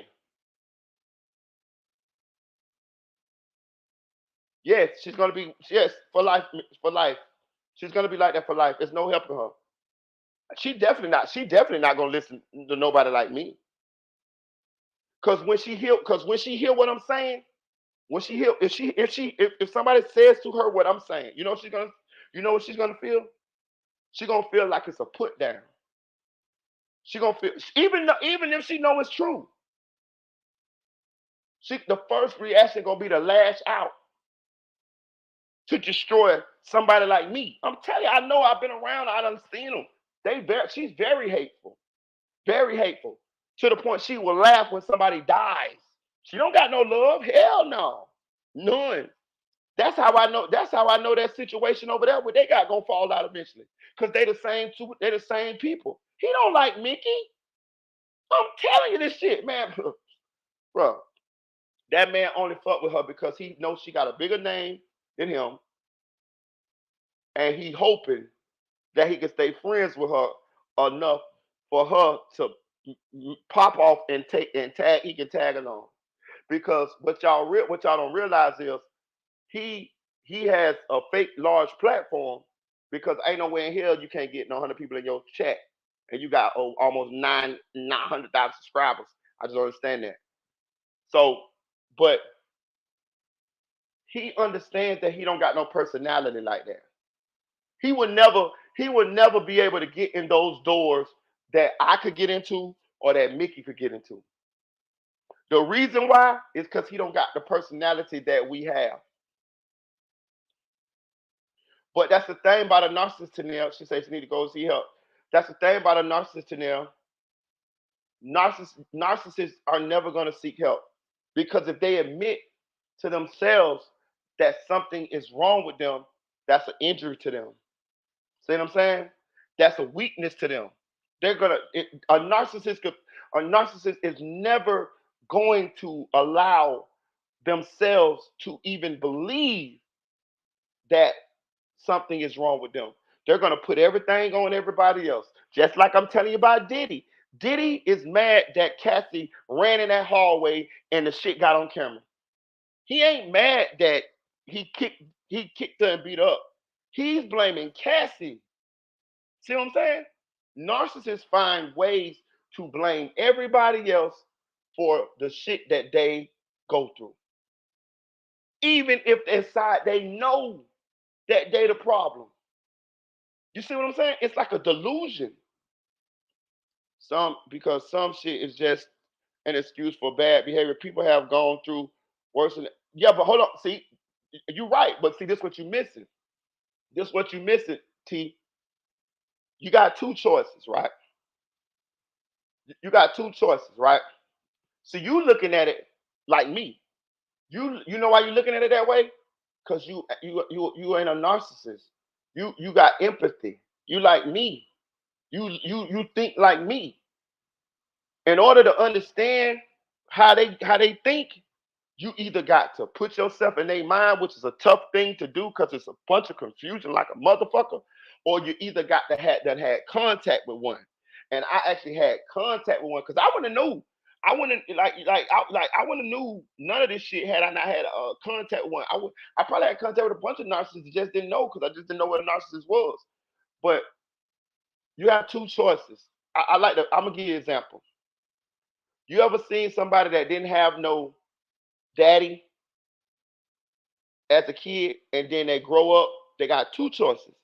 They got either a choice to be a deadbeat like they daddy was, or they got a choice to be a daddy for their children because they didn't have no daddy, and they know how not having a daddy feels. Well, me and you, we the type that would have Even though we might have not have had a daddy, I'm saying hypothetically speaking, we're going to make sure that our children have a father because we know how it felt to not have a father. The narcissist is opposite. The narcissist is going to turn into the person that is a deadbeat daddy because the narcissist feels like the world owes them something for them going through the pain that they went through. And the only way for them to uh, pay back, pay the world back for what they went through is to become the same thing that made them feel like that. This is what they do. So the narcissist is the person that was around. They're going to let the world change them into the thing that hurt them the most. You see what I'm saying? That's the difference. You know what I'm saying? It's like me. You know what I'm saying? Like I would never be a deadbeat because I know I had a father, but I didn't have a father. You get what I'm saying? But so you know what I'm saying? Like that type shit. Like so that's the best way I can explain it to them. They turn into the thing that uh that they hated. You know what I'm saying? The thing that hurt them and hated that hurt them as a kid or whatever, they turn into that. You know what I'm saying? Instead of protecting others so others won't have to deal with that. You know what I'm saying? You know what I'm saying? But I know I'm diagnosed. You a diagnosed narcissist? I see what you're saying, but I know undiagnosed. Yeah, okay, she say, I see what you're saying, but I know a diagnosed narcissist and they sought help to help themselves. Yes, this is true. It is help, but it's no cure. It's no cure for narcissism. It's no cure. I'm saying I don't look all the way around it. It's no cure. Once someone is a narcissist, they're a narcissist forever. Now, what they can do, let me show you something. This dude right here, since we on it, Lee Hammett. What's his name? Let's see, Lee. I think his name Lee Hammett, right?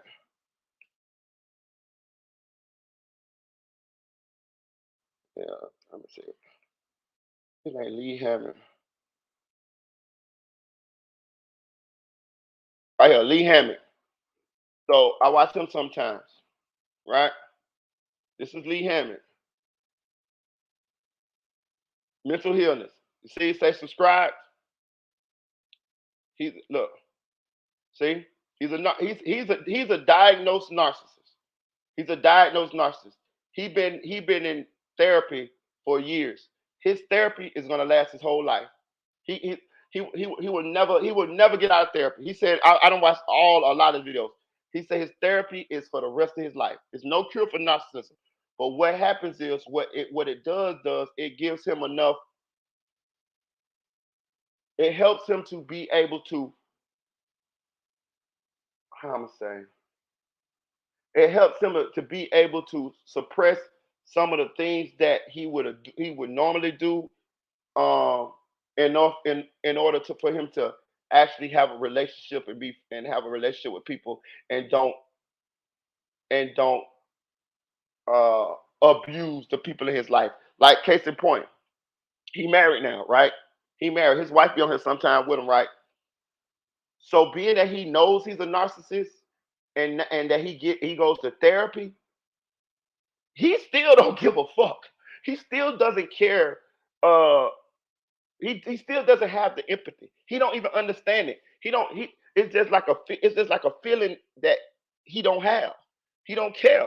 So, but what he does do is he can he can fake like he care enough to show fake care, so that the people that in his life he don't hurt their feelings. You get what I'm saying? Like case in point. Okay, say like his wife break her leg, right? He really don't give a fuck. He really doesn't care. And the reason why he doesn't care is because that part of his brain that would allow him to have empathy to feel for somebody else, he don't have it. So he don't. He can't. He don't even understand. He just don't care.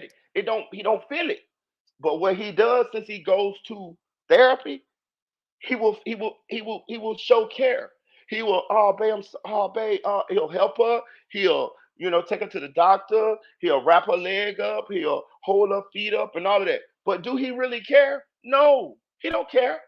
He don't, and the reason why he don't care is because he can't care. Because that is a disorder, narcissistic personality disorder. He doesn't have empathy. It's nothing he can do about it.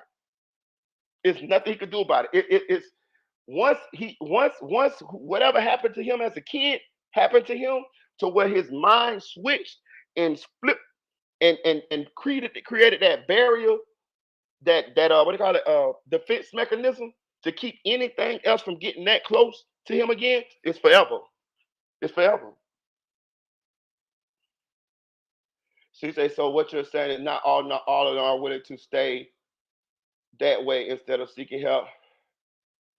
So I know that not all of them are willing to stay that way instead of seeking help. I'm subscribed to him too. It helps me deal with the. Yeah, and I'm saying, it helped me too. Listen, but so what I'm saying is,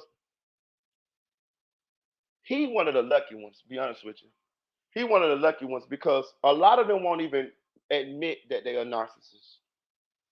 Know what I'm saying? A lot of them, listen. A lot of them will have you thinking you crazy. They have you thinking you the narcissist. Know what I'm saying? This is just to throw you off their trail. And some narcissists don't know they narcissists. Know what I'm saying? Some narcissists, listen, I'm sure the person that I had ran into that was a narcissist did not know there was a narcissist. They don't know. And I ain't never told them. I ain't never told them, because I knew how to deal with them. It gives me an advantage. Because if you didn't, if because before you knew that was a narcissist, they had the advantage. Because the normal things that you would do with somebody in a relationship, it doesn't work on a narcissist. If you chase a narcissist, it just runs them farther away. If you treat a narcissist like you don't give a fuck about a narcissist, it brings them closer. But that's a crazy dynamic if you're supposed to be having a relationship with somebody, ain't it? So you mean to tell me, in order for me to be in a relationship with you, I gotta treat you like you ain't shit? That's gonna make you come closer to me. So if I treat you nice, that you're gonna devalue me, and that's gonna run you away from me. This is how it works. This is how narcissism works. That shit crazy, and it don't make no sense to it. But Sean say there are no excuses for treating people like shit. I understand she lost, mom, going around not feeling bad for hurting people. Don't bring her mama back. Yes, you're right, Vashawn. But you gotta think about this too. I'm not giving no excuse. I'm not. This is not an excuse for her. I'm just telling what I think happened. So is it an excuse? Is it an excuse if it's really what happened? You get what I'm saying? I can't. Okay, I broke my leg. I can't walk. Is that an excuse? You get what I'm saying? It really happened. That's really the reason. You see what I'm saying? You know what I'm saying? And I'm just, and no business. I'm not a doctor, then. So what I'm saying is not facts or whatever. But I'm pretty sure I'm on spot on with why she is the way she is. Once I heard that story, that life story, and I see how she behaved to people, and I done did my research on narcissistic personality disorder. You know what I'm saying? She said I don't have empathy. I was like, damn. Let me see. You don't got no empathy? That shit threw me. I was like, hell no. You know what I'm saying? I got so much goddamn empathy. You know what I'm saying? You see me, I'm always talking about other people cheering, all type of shit. Bro, let me tell you something. That's what you ever see people talk about what they call empaths? That's special people. That's people like it's not a lot of people that nowadays who really feel for other people, especially nowadays. You know what I'm saying? So if you run into somebody who legitimately cares about other people, that's rare. You know what I'm saying? It's rare.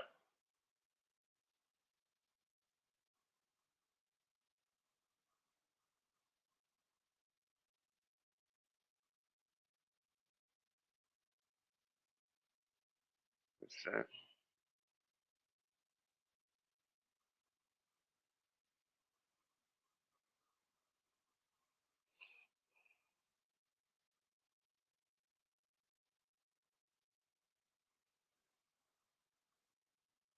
Okay, so a narcissistic person is a person who has an inflated self of self-importance. And the reason why they have, hey, yeah, it is a trip. I'm telling you, it's like abuse. Honestly, it's abuse. Um, it's a person that has an inflated sense of self-importance. The reason why they have, don't that fit? Don't that fit them? Don't that fit them? I'm just saying. Of self. You ain't never heard her talk? It's me, I, me, I. Almost to the point where if she stopped doing that, we would probably like her. People would probably like her more, but they don't because you always me, I. Now it's a symptoms include excessive need for admiration. See what I'm saying? Disregard for others' feelings, an inability to handle any criticism, and a sense of entitlement. This is them all the way. That's no matter. Remember, I told you, no matter what you do for a narcissist, it's never gonna be good enough. You know why? Because that's that sense of entitlement. You know what I'm saying? They're just gonna keep moving the goalpost on you. You know what I'm saying?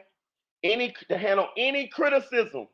Didn't I just tell you if she'll look at this as dissing instead of looking at me like, damn, he right. They not gonna do that. They not gonna look at themselves and say, oh man, this shit really what it is with me. I need to fix this up. No, because that hurts them. It makes them feel inferior, feel away. They exposed. A narcissist hates to be exposed. That's why they're good at hiding it sometimes. You is an empath. I ain't want to say it. I wasn't gonna say nothing. I wasn't gonna say nothing, but I know you're an empath. Know what I'm saying? Audio crack is too. Know what I'm saying? Yeah, yeah. I been knew you was an empath. I just didn't want to say nothing. Know what I'm saying? I wasn't gonna say that here, but since you said it, you know what I'm saying. But I wasn't gonna say it. I'm gonna say this too, T. Narcissists search out empaths. If you ever had a narcissist, it's not by mistake. The narcissist know who they want around, who they want in their life. What's the best person for a narcissist to have in their life? An empath. Somebody who cares a lot. Somebody who they can continue to run to that well and drain them of anything that they want. Shit. You gotta like if you even learn if you even get enough information or education to really able to discern and figure out that you're dealing with a narcissist, do you know how blessed you are? It's people who've been in relationships with narcissists for 20, 30 years and don't understand or don't know that this person is a narcissist. So they stuck. They stuck because they figuring that the things that going on is things that can be fixed or things that they care about are the same things that the narcissist care about, and that's further from the truth. The narcissist is a soulless person. They fake like they care at the beginning, and that is what you hold on to. You hold on to that feeling that they care because they showed you what they wanted you to see. No, let me take that back. They showed you what you wanted to see.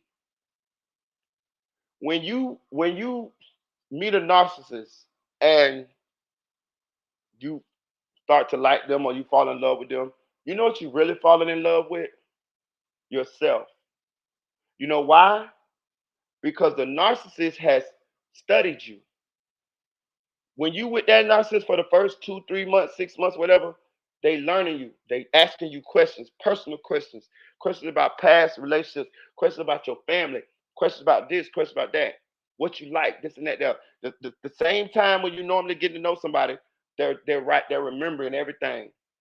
And they're gonna act exactly like you. If you like to go to roller coasters, they want to go. They're gonna tell you they want to go on roller coasters. If you like to eat sushi, they're gonna like to eat sushi. If you like to work out, they're gonna like to work out.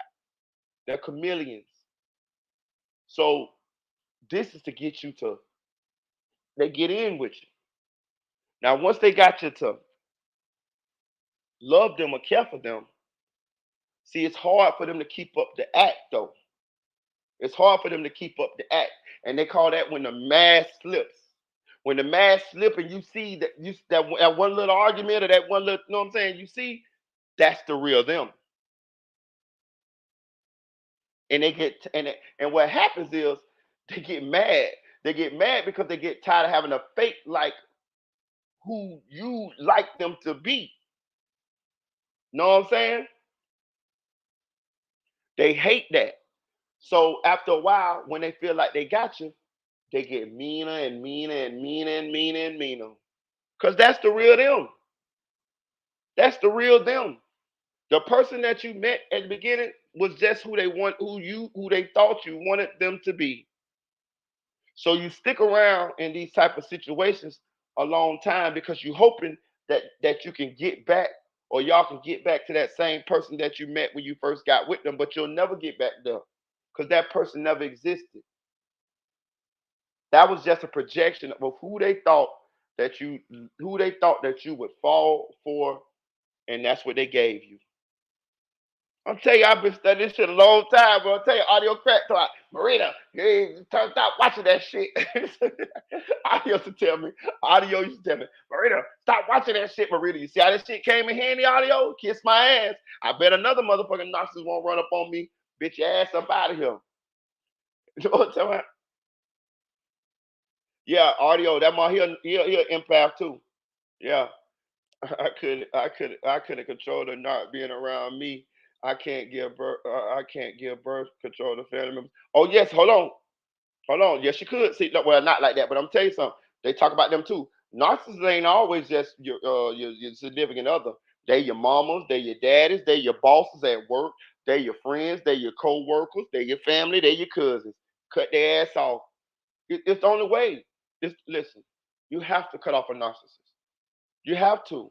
I'm telling you, nigga, I can play. I don't. Well, you already done seen Lee Hammond, so you already know. You already done seen them. You already know what they done said. There's no way. There's no way to coexist with them. There's no way. Why you think narcissists always be in and out of relationships and shit like that? They do the same shit. They do the same shit to everybody. They meet you. They make you feel like you're the best thing since sliced bread to them, and then next thing you know, they go through the love on stage, then you get to the evaluate stage, then you get to the discard. They say within the first 90 days, 120 days, you should, if you're dealing with a narcissist, you should be into the evaluation phase by then. The love bomb phase lasts about 90 days. That's when you see you rocking, you skipping, you holding hands, and la la la la la, and everything all good. After that, you know what I'm saying? But when they family, you got to cut them off. Mamas, daddies, I don't give a fuck. Because they're going to keep doing the same thing to you. But Sean say, damn, you just, oh my eyes, I cut off her narcissist, but I ain't know the friend was acting like me. That's some new information. Yeah, that's what they do. They got, listen, I'm telling y'all, I was confused like a motherfucker, y'all. The only reason I know this shit, trust me, is because I stumbled across it and I'm very inquisitive. I like to learn about a lot of shit. You know what I'm saying? And this was interesting to me. So I started learning about it, and then I just started comparing the people in my life that fit um, this mold. And I was like, get the fuck out. This girl was a narcissist. And it didn't fit to the point where I used to get lied on. That's the smear campaign. They do that. They lie on you, make up lies and shit on you. They call that the smear campaign. They do that so that they can make other people in their lives feel like you the bad guy.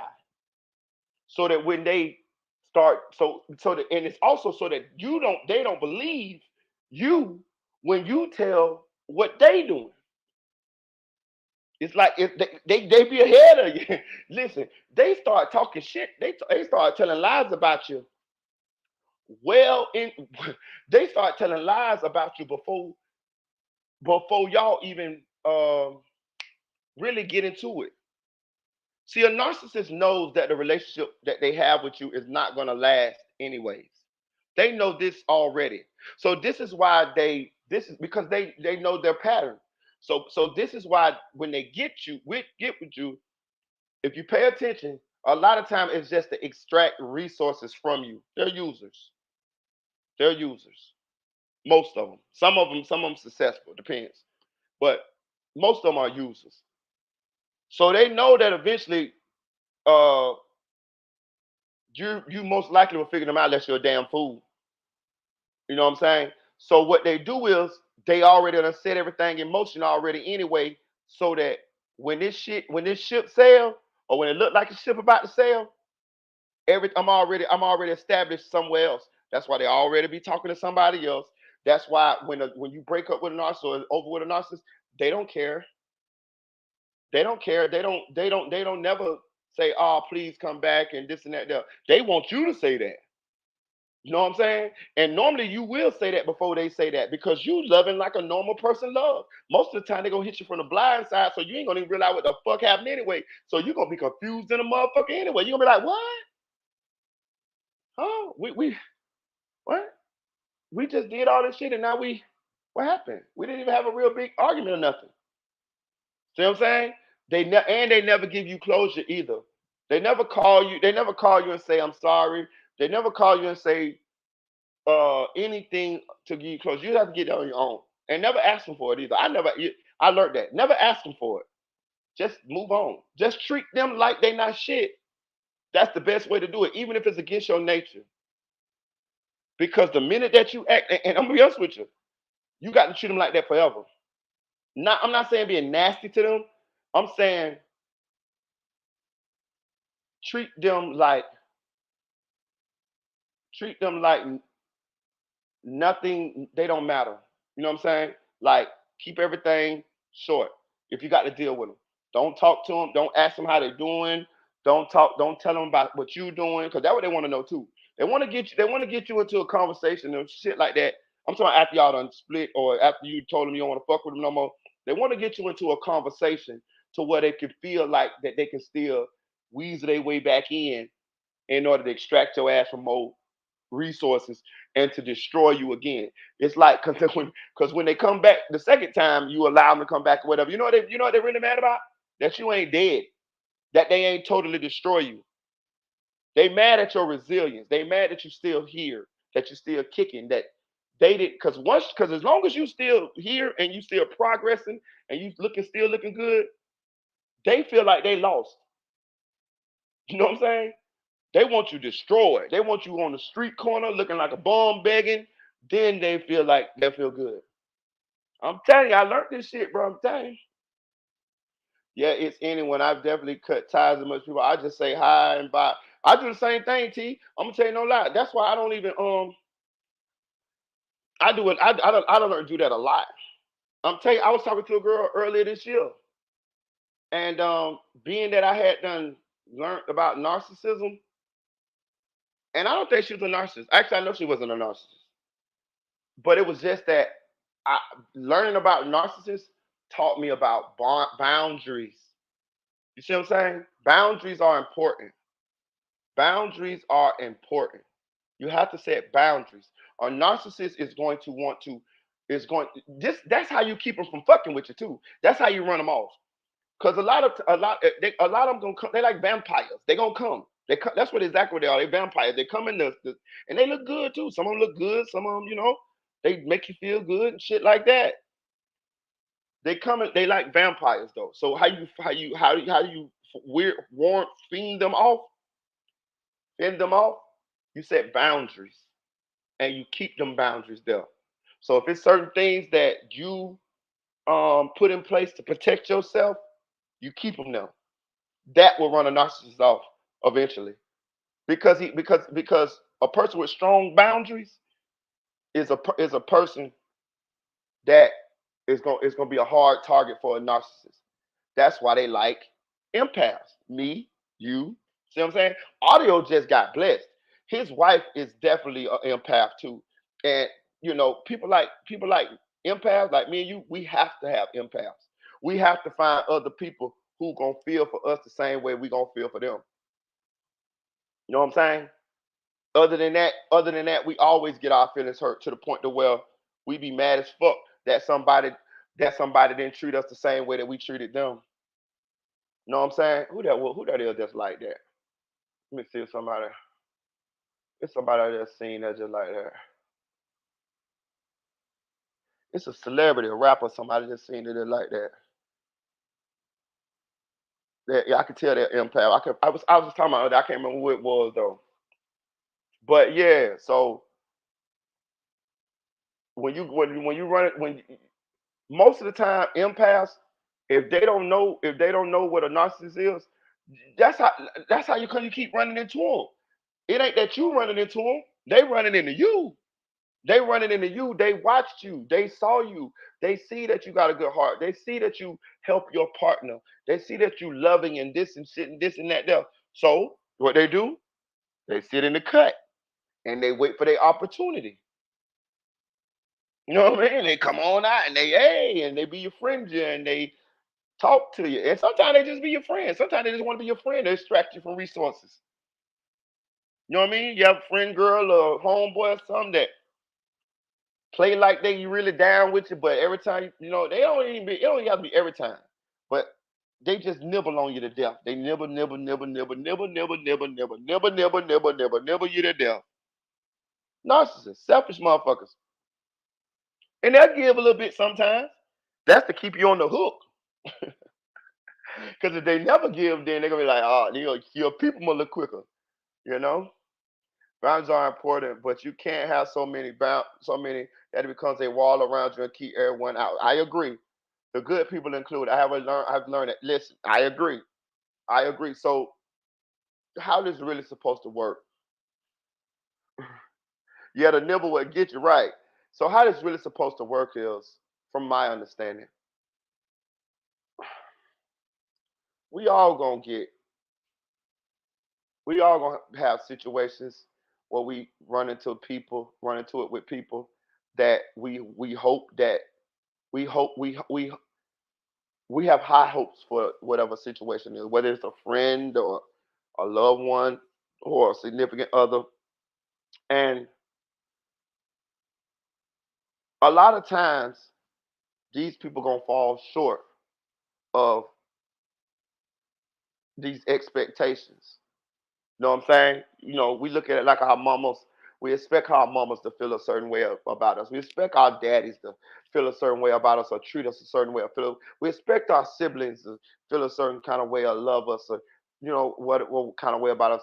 We expect our significant others to feel a certain kind of way or act a certain kind of way about us. But the reality of the situation is, not often do these people treat us or care for us the way that they should. This is fact. And this could be your mama. This could be, I just gave y'all stories last night about my daddy. Most often than not, this is what we have to deal with. We have to deal with a certain kind of love that is not, it's not even like conditional love. It's like a toxic type of love. Most often than not, that's what we have to deal with. You know what I'm saying? You might got a mama that like another sibling better than you.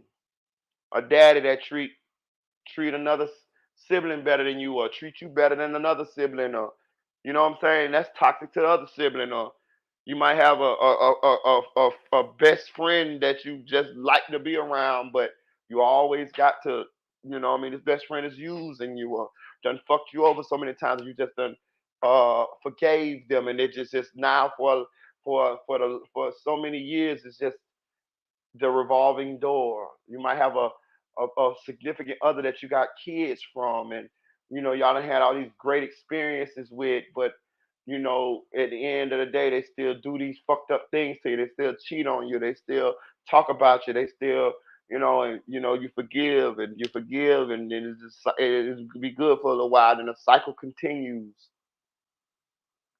These are relationships that you should not have in your life. And and you should cut them off, no matter who they is. The biggest one I see is I see this shit all the time. People say, "Oh, that's my mama, that's my daddy." No, man, I don't care. That's my mama, my daddy. Man, listen, I feel you, but I'm gonna tell you what the truth is. The real truth is. The truth is, it should not matter whether that's your mama or your daddy. If they fucking abusing you, and if they fucking using you, and if they fucking hurting your feelings all like that, fuck them. Fuck them. Listen, they will listen. I I have seen toxic mothers. I have seen I don't deadbeat dads, whatever the fuck you want to call them. They will use that shit against the child, until adulthood. I done seen it. I done seen blind loyalty will get you killed. Blind loyalty. I don't give a fuck who it's from. You better listen. I used to do that shit. Be loyal to a fault. No, you be loyal to the motherfuckers that's loyal to you. You know what I'm saying? That loyal to a fault shit, that proving how down I am with you, that shit'll get you fucked up. You better make sure that when you playing that card right there, you playing that card for somebody that you got a good idea that they'll do the same for you. And rarely is that the case. I'm that type of person. I ride for. Listen, let me tell you something. If Mickey Truth would have never turned her back and pulled that move and allowed fake T-Move Chain man to pull that move with me, if she would have stood up and she would have said, "Hell no, you won't do Marita like that," we'd have been good.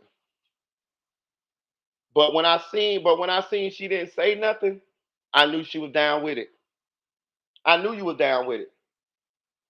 So you ain't gonna speak on my behalf. But I'm the same motherfucker them niggas from Chicago were talking that shit. And I'm the same motherfucker that went up the bat for you.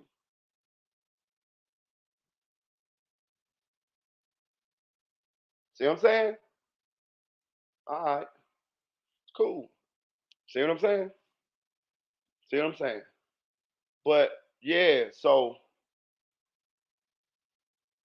don't let them get you with that blind loyalty shit. You know what I'm saying? I got like that a lot of times. A lot of times. You know what I'm saying? I got like that a lot of times. Promise you. All that trying to, oh yeah, no, hell no. I fuck with you. Don't get it twisted. And I'm gonna give you, and I'm gonna even do you better than what a bitch gonna do me.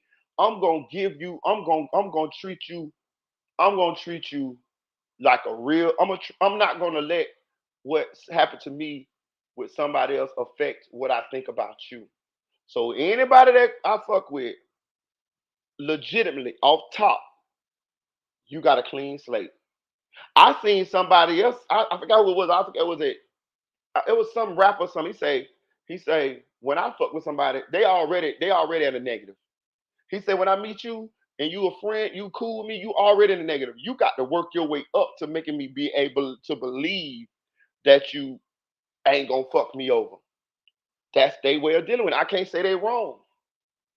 I'm just say I don't do people like that.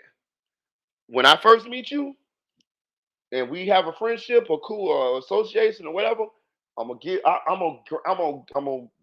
you that you cool until you prove me otherwise. Know what I'm saying? Because I just feel like it's unfair for me to treat a person a certain kind of way because another motherfucker I done ran to another motherfucker had a fucked up incident with that. That ain't cool to me. That's like baggage. That what they call that shit?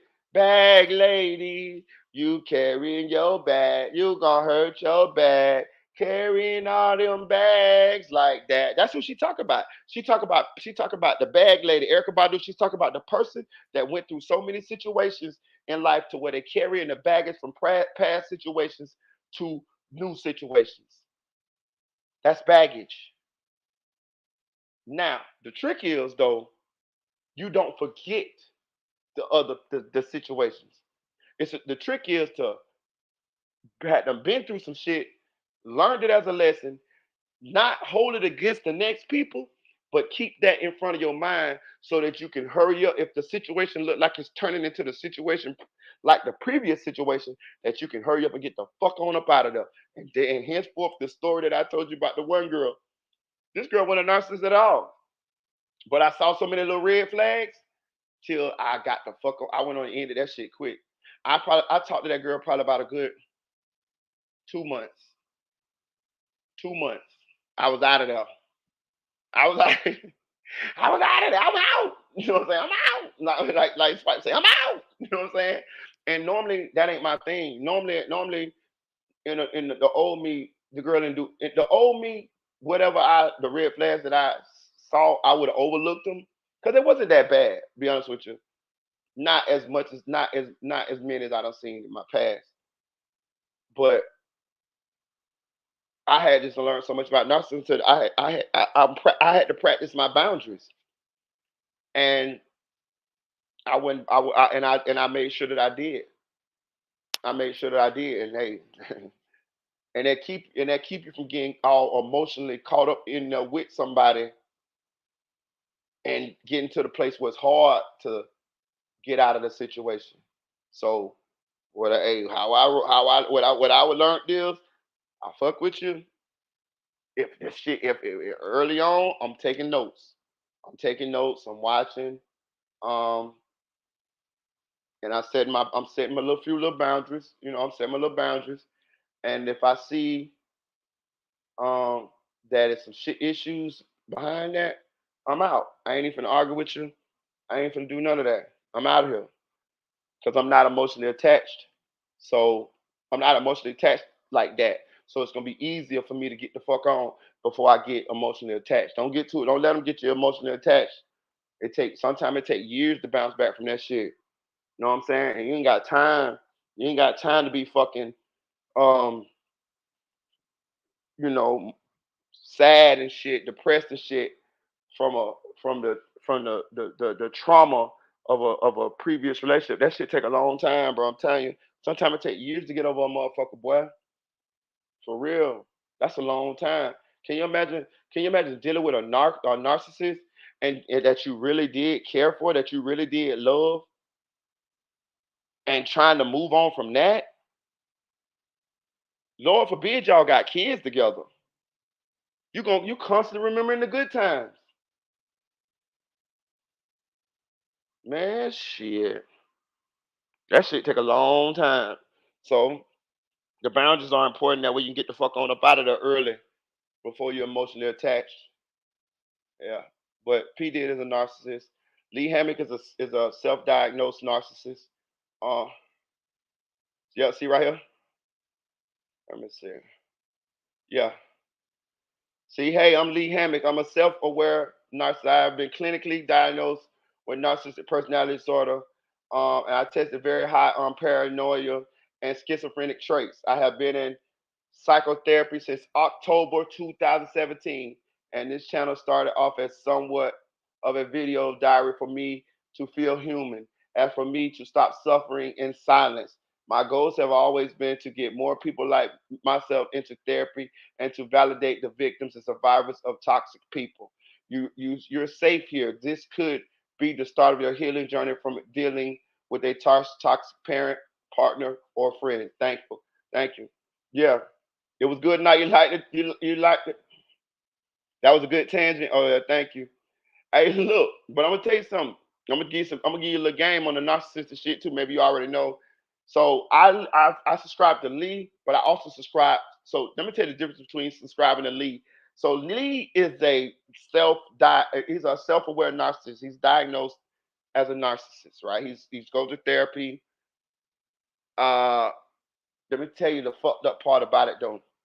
Sometimes his opinion, because I know narcissists are the same. They got all different. They got a little different little shit, but it is a pattern though. Don't get it twisted. They never deviate from the pattern, but they have little variances of personalities. But it's always the same pattern. It's always love bomb, evaluation, discard. Right. So the difference what I learned with Lee, I don't Lee is sometimes his opinions you gotta understand they coming from him, and he's a narcissist. So his opinions are going to be a little harsher. They're gonna be a little harsher than if you listen to somebody on here. Like they got a couple more people that I listen to on here. Oh, I used to. I don't listen. I actually don't watch none of these videos no more. I feel like I done learned enough to, and it took me months. I think I studied this shit for like shit about 9 months for real. I used to watch shit. I used to listen to these videos while I was working. I put my headphones in. I just listen to it and let them play. You know what I'm saying? And I was learning, building up my skills, putting this in my tool bag, so I know how to work. So I know how to maneuver around these motherfuckers. Right? It's other people on here that are not narcissists, and it's good sometimes to listen to them because they will give you tools. They will give you like weapons. You know what I'm saying? Like the what they call it? The silent, the no contact. No contact is the best weapon against a narcissist. What that means is don't call them. You don't got no access to my social media. You're blocked. And I never speak to you ever again in life. Period. That kills a narcissist. Dead. They don't exist to you no more. Don't speak. Don't never speak to them. That's the best thing to do for a narcissist. They die in your mind. But a lot of times you may not have that option. You may have children from a narcissist, or a narcissist may be a parent, sibling. So what they got then they got the gray rock method, right? Well, with children they got what they call parallel parenting. This is where you don't talk to them really a lot. That you they have an app. You talk to them through an app. So when y'all text, you text through an app. Know what I'm saying? Like you probably gonna have to get into touch with the court system to get visitation and get shit documented away. Because a narcissistic parent is gonna make it hard on the other parent that's not a narcissist. They're gonna always do that. They're gonna not uh, if you're supposed to get the kid this weekend, they're gonna come up with an excuse where you can't get the kid, not because they don't want to get a kid up, just because they know you want the kid and they know that'll make you upset. So they're gonna start that, right? Um, they're always gonna make it difficult. You know what I'm saying? So you probably gonna have to get the authority, the court system involved in order to get this shit on black and white to where this is your visitation. You have this, you have shared custody, this and that. That's what they call parallel parenting. You don't talk to them that much. When you talk to them, you only talk to them about the kid. You don't talk to them that long. You don't ask them about what they got going on in life. You don't answer no questions about what you got going on in life. You don't go down memory lane. You don't speak on nothing, no negative shit, and you don't let them get you upset. That's the number one thing that narcissists feed off of. You never let them get you upset. If something makes you mad, don't let them see it. This is what kids come into play at, because they will use the kids to make you mad. And normal people, they're gonna be like, oh, that's my baby, don't be doing this, don't be doing that. And that's the argument. They feed off of that. Narcissists feed off of being able to make you feel any kind of way. If they can make you feel mad, if they can make you argue, if they can make you give them validation by you saying something good to them, that's what they feed off of.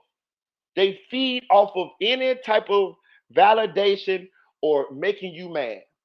So if you're talking to an ex narcissist or whatever, you're like, man, you remember that time we went on that vacation and man, you was looking so beautiful. Oh, they like that. That helps they self-inflated ego.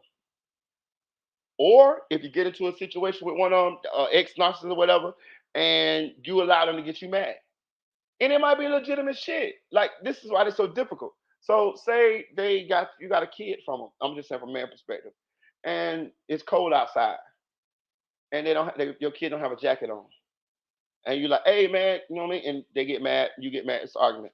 They love that. They may have purposely didn't put that kid on the jacket so you will say something about the kid not having on the jacket. You see how nasty these motherfuckers is?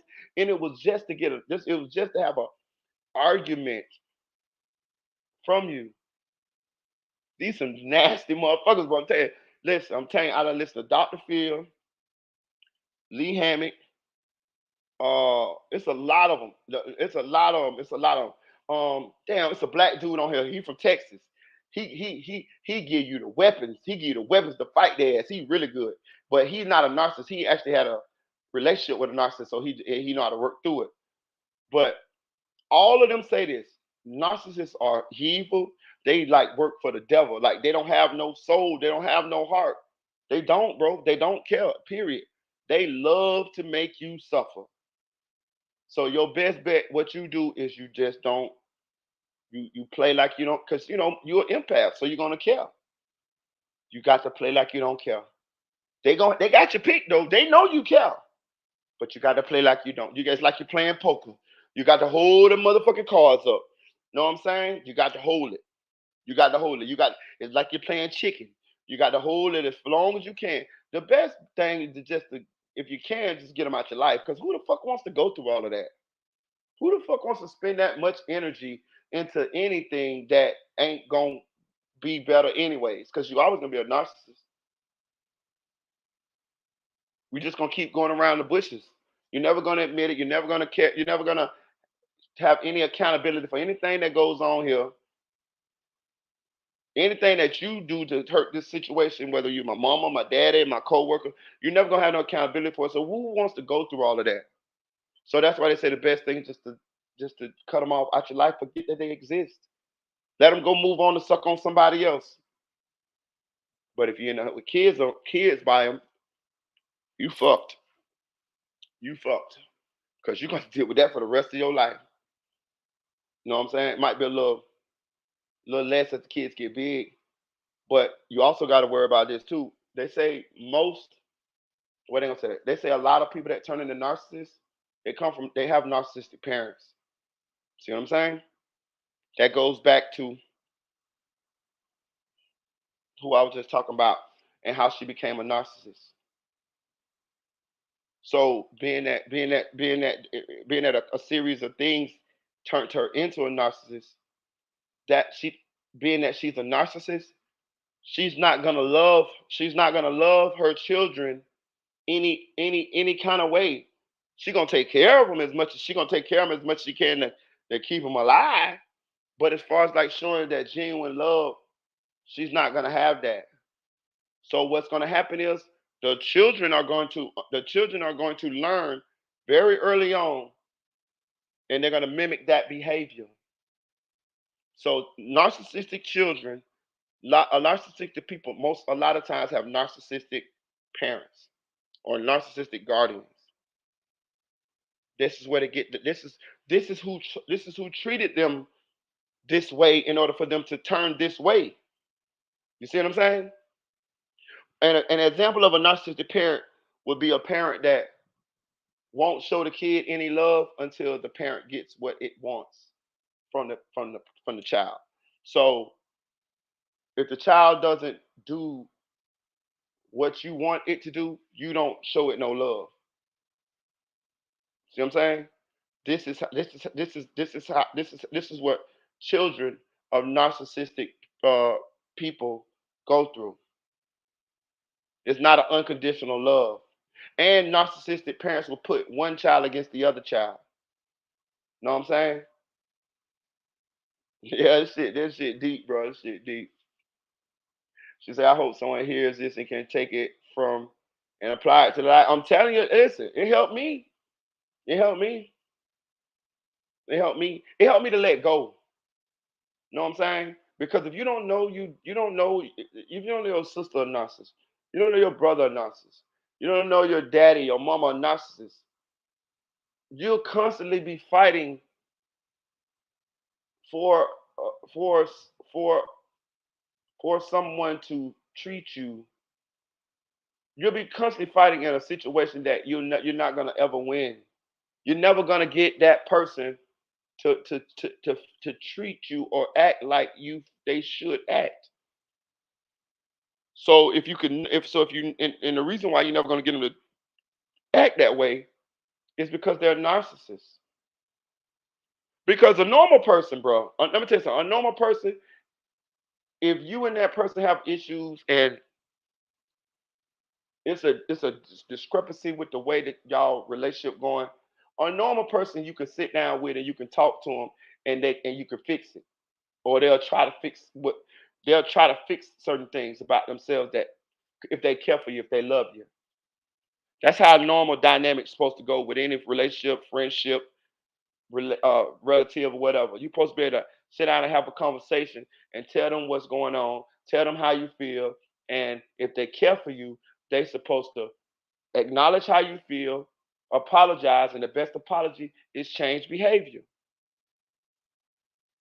And then you're supposed to see this. You're supposed to see these the actions. It's supposed to show you, and then y'all move on. That's possible, but in a narcissistic situation, that's not going to happen. It's going to be an argument, and no matter if you're 100% right, they're going to argue. They're going to gaslight you. They're going to blame you. They're going to go and lie. You know what I'm saying? And it's all because they don't want to face accountability, and they want to keep this same dynamic so that they can continue to keep, because the narcissistic situation is beneficial to the narcissist. It's you who are losing. It's you who doing all the work. It's you who financially is supporting everything, most likely, with a narcissistic situation. You know, some narcissists are successful. You know what I'm saying? Some are. Some are. You know what I'm saying? But, you know, a lot of them are just users. You know what I'm saying? Yeah. So it's beneficial for a narcissist to keep the relationship dynamic the way it is. If a narcissist got to bring something to the table, or at least bring equal what to the table, then they looking at like, what the fuck am I here for? I'm bringing just the same as this motherfucker bringing. But in a normal relationship, that's what people. That's cool. If I bring 50% and you bring 50%, we can make some shit happen. That's how a normal person look at it. But a narcissist looking at it like, oh hell no, I'm bringing 50%, they bring 50%. What am I getting out of this? I need to be bringing 30%, and they need to be bringing 70%. No, matter of fact, I need to be bringing 20% because I look good. Because hey, I can get me somebody else. I look good, so I'm the blessing. So that motherfucker need to be paying 80, and I need to be paying 20, and they gonna figure out a way to break everything down to where you doing more than them. If they gonna fake sick, fake like they lost their job, whatever, anything that they can do to pull a less of their weight, they'll do it. Yeah, I know a lot of that shit, bro. I'm telling you, I've been through all of that shit. Now, that's why I learned that when you dealing with somebody, you make them invest into you. Know what I'm saying? I'm not saying like on no use tip shit. I'm saying you make them invest into the relationship. If you know what I'm saying, because if somebody really invests into a relationship, then at least it's an indicator that they want this relationship as much as you do. You know what I'm saying? Don't never deal with no shit. Well, you know, well, I ain't gonna say don't never, because sometimes people be in a situation where they may need, where you may be a little bit more able to help than able and whatever. But just make sure that person that got a good that they got that you make the right decision with that person.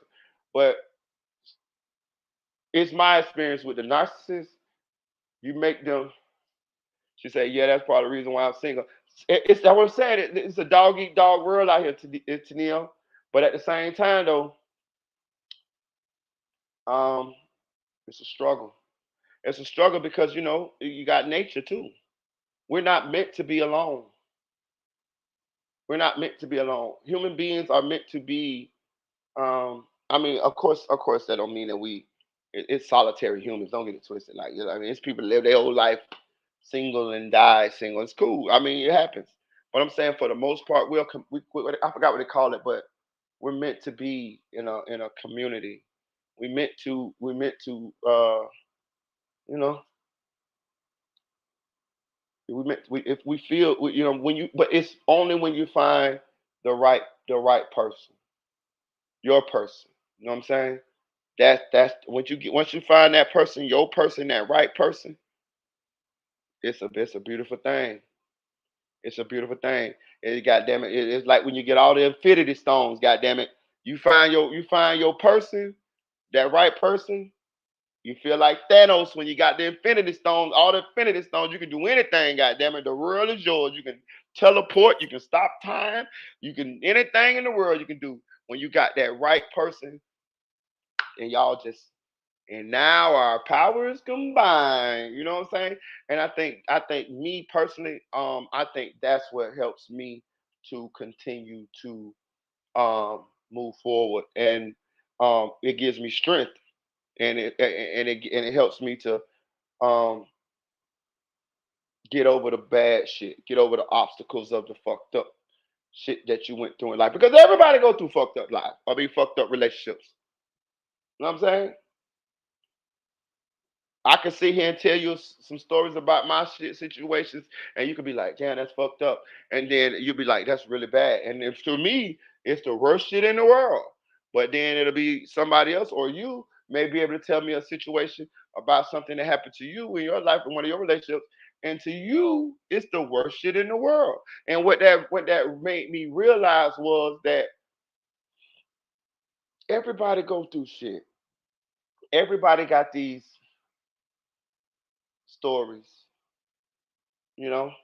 So what happened to me?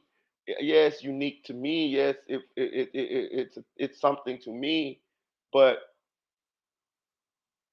and it's a big deal to me. And it feels like it might feel like it's the worst thing in the world, but man, everybody go through shit.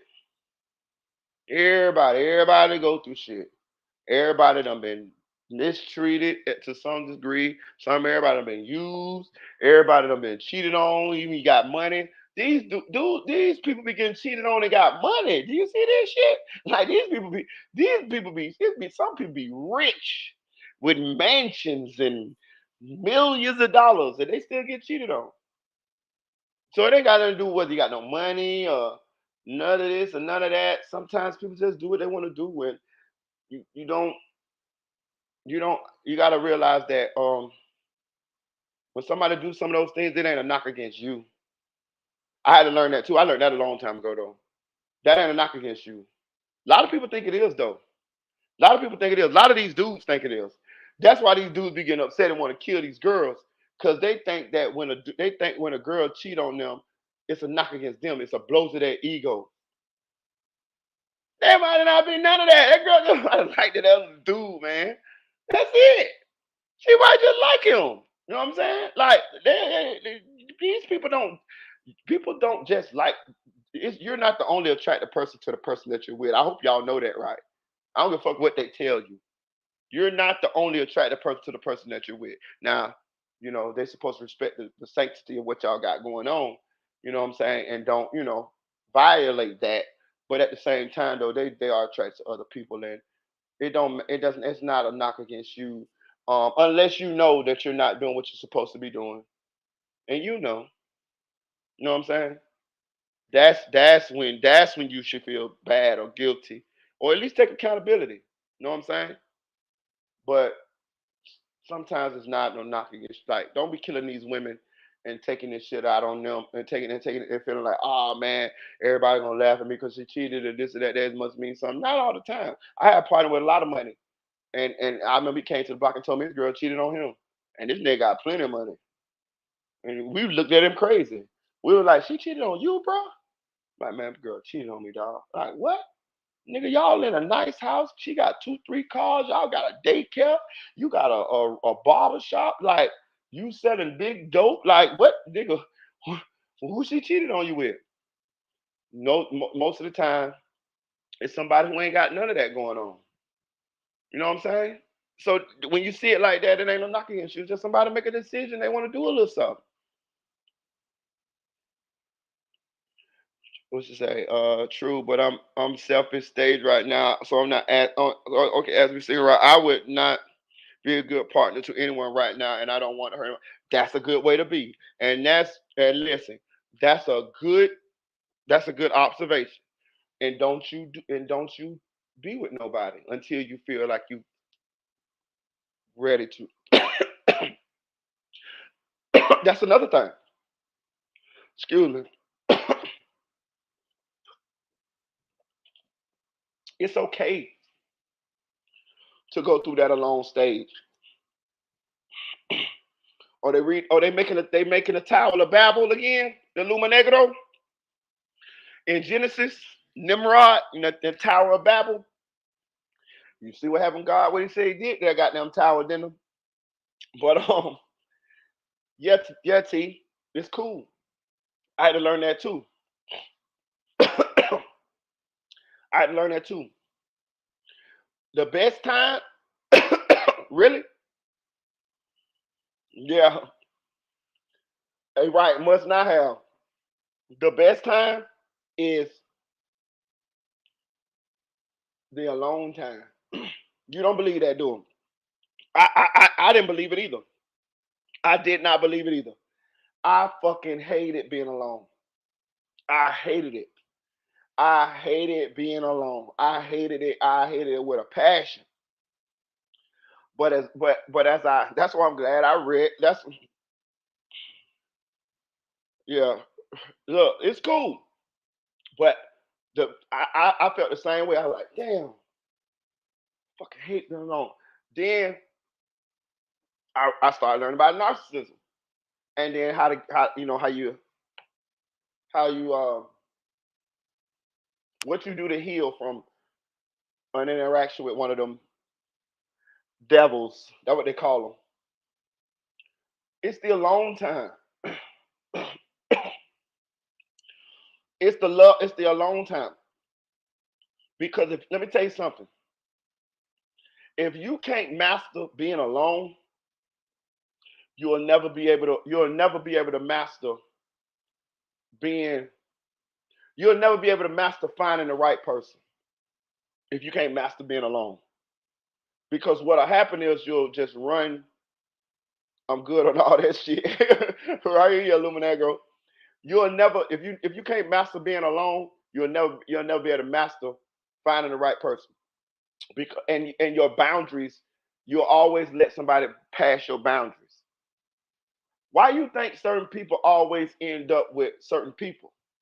It's because either they let their people pass and they let these people pass through the boundaries, or they selective enough to only let certain people in. They got the boundaries up to only certain people come in. They might don't want to be alone like a motherfucker either, but they good at holding them boundaries. You know what I'm saying? And when you hold them boundaries, things happen. Things happen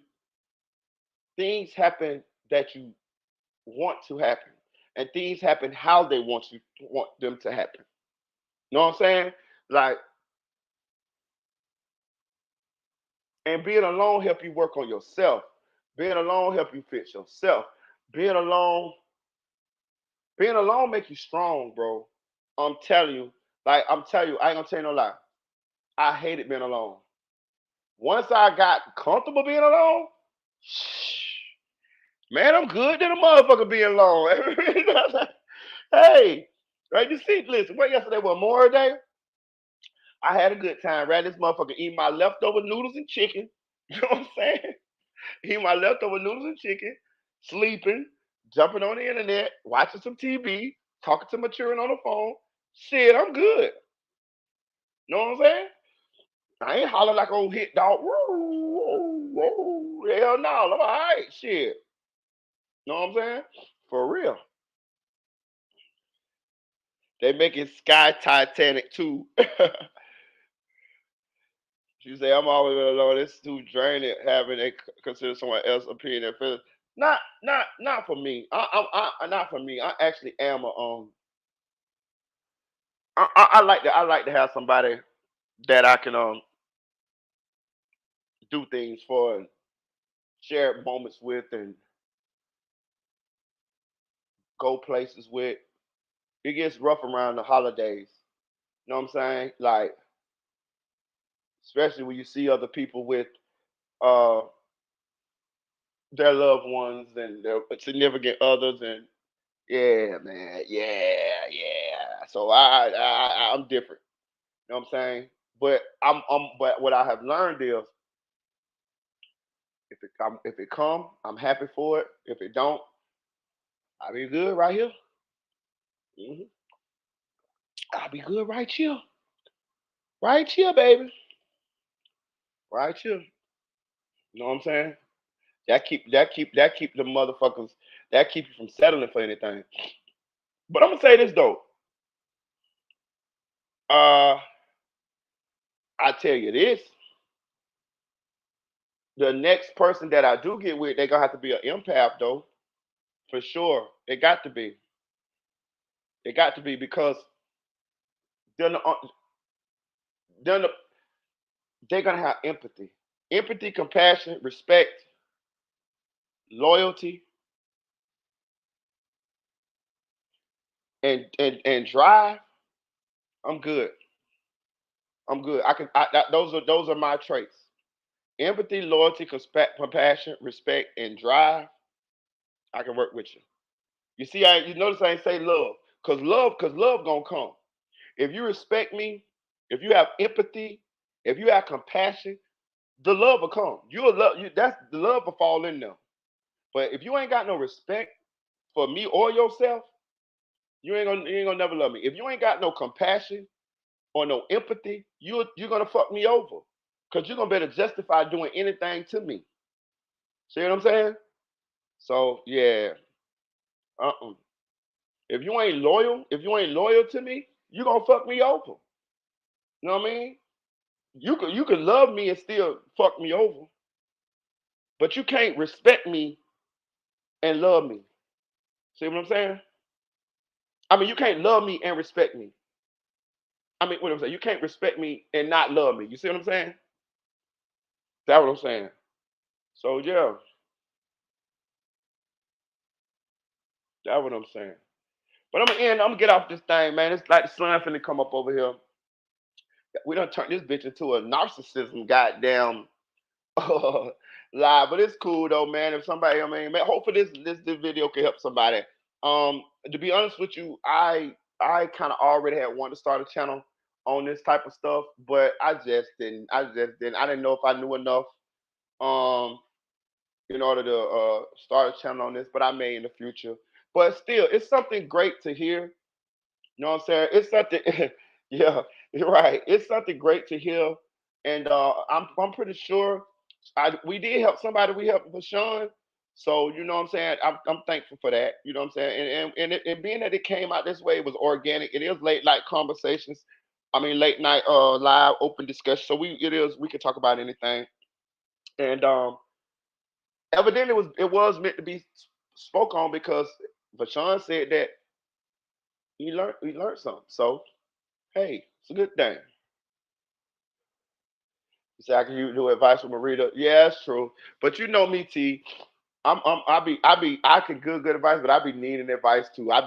You know how that shit be. You know what I'm saying? It's just like you can tell somebody else, you can help other people with their shit, but I still be needing help with my shit too. You know what I'm saying? You know how that shit go. You know what I'm saying? You know what I mean? So I don't know. I be kind of. I like to do the. I do the shit. I like to just do it. I just like to do it just out organically. You know what I'm saying? I don't. I told you I'm a normal motherfucker. I don't. It might seem like I think I know it all or know a lot of shit, but I don't. I just know a little something. I just don't mind sharing it. You know what I'm saying? So, you know what I'm saying? I ain't no guru or no expert or no shit like that. I just I don't know. I don't know. I don't know what to call it, but I don't know. I don't know if I'm qualified. That's all. I think that's what I'm saying. I don't know if I'm qualified. You know what I'm saying? Maybe I am. Maybe I don't. I don't know. I hear what you're saying though. I don't know. I heard you saying. I'm gonna end this live though, man. I'm gonna get up out of here, man. Shout out to my girl TN Bowens, man. Shout out to Illuminegro.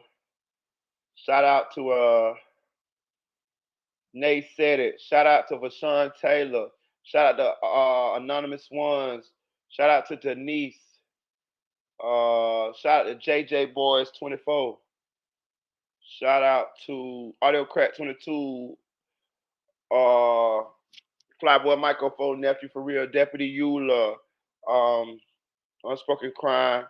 Murders. Trigger Man tell them, God damn me, it's gonna be alright. Hope go subscribe. Trigger Man tell them TV. Shout out to Kel's Truth Movement. Um, have a great night too, T.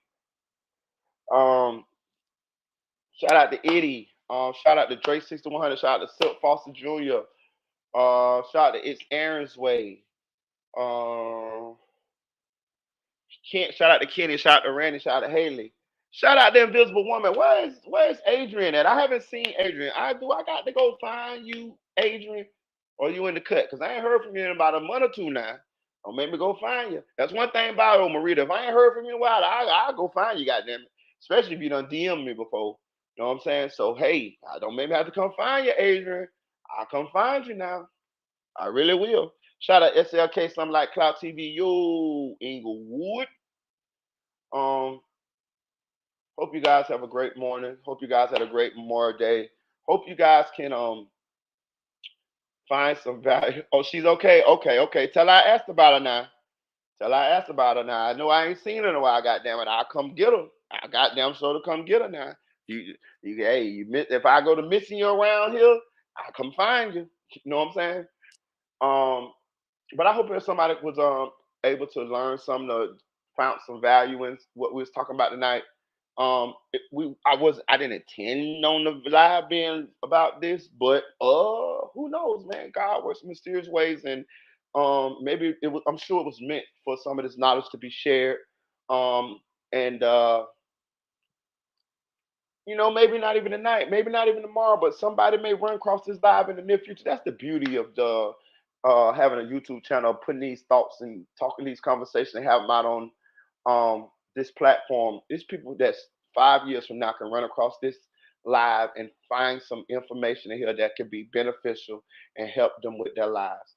And this is the difference between me, and the way that I see this shit, than what Mickey should have saw when that lady said that Mickey kept her from unaliving herself. If somebody, I pray to God that I can get the honor of helping somebody through a situation like that. First of all, I don't want nobody ever to be in that situation, but I know it's people that be in that situation. And if I can help you through that situation, oh man, that'll make me feel so good. Oh, she said, okay, say I've been wondering where she's been in the last two. Okay. Okay, all right. Just tell her I asked about her, man. All right, y'all have a good one. Like, share, comment to this video, man. Oh yeah, also, man, donate to the channel if you can. $1, $2, $3, $4. It don't matter, man. It don't matter. It don't matter. It don't matter, man. I just appreciate y'all, man. Like, share, comment to this video. Chill.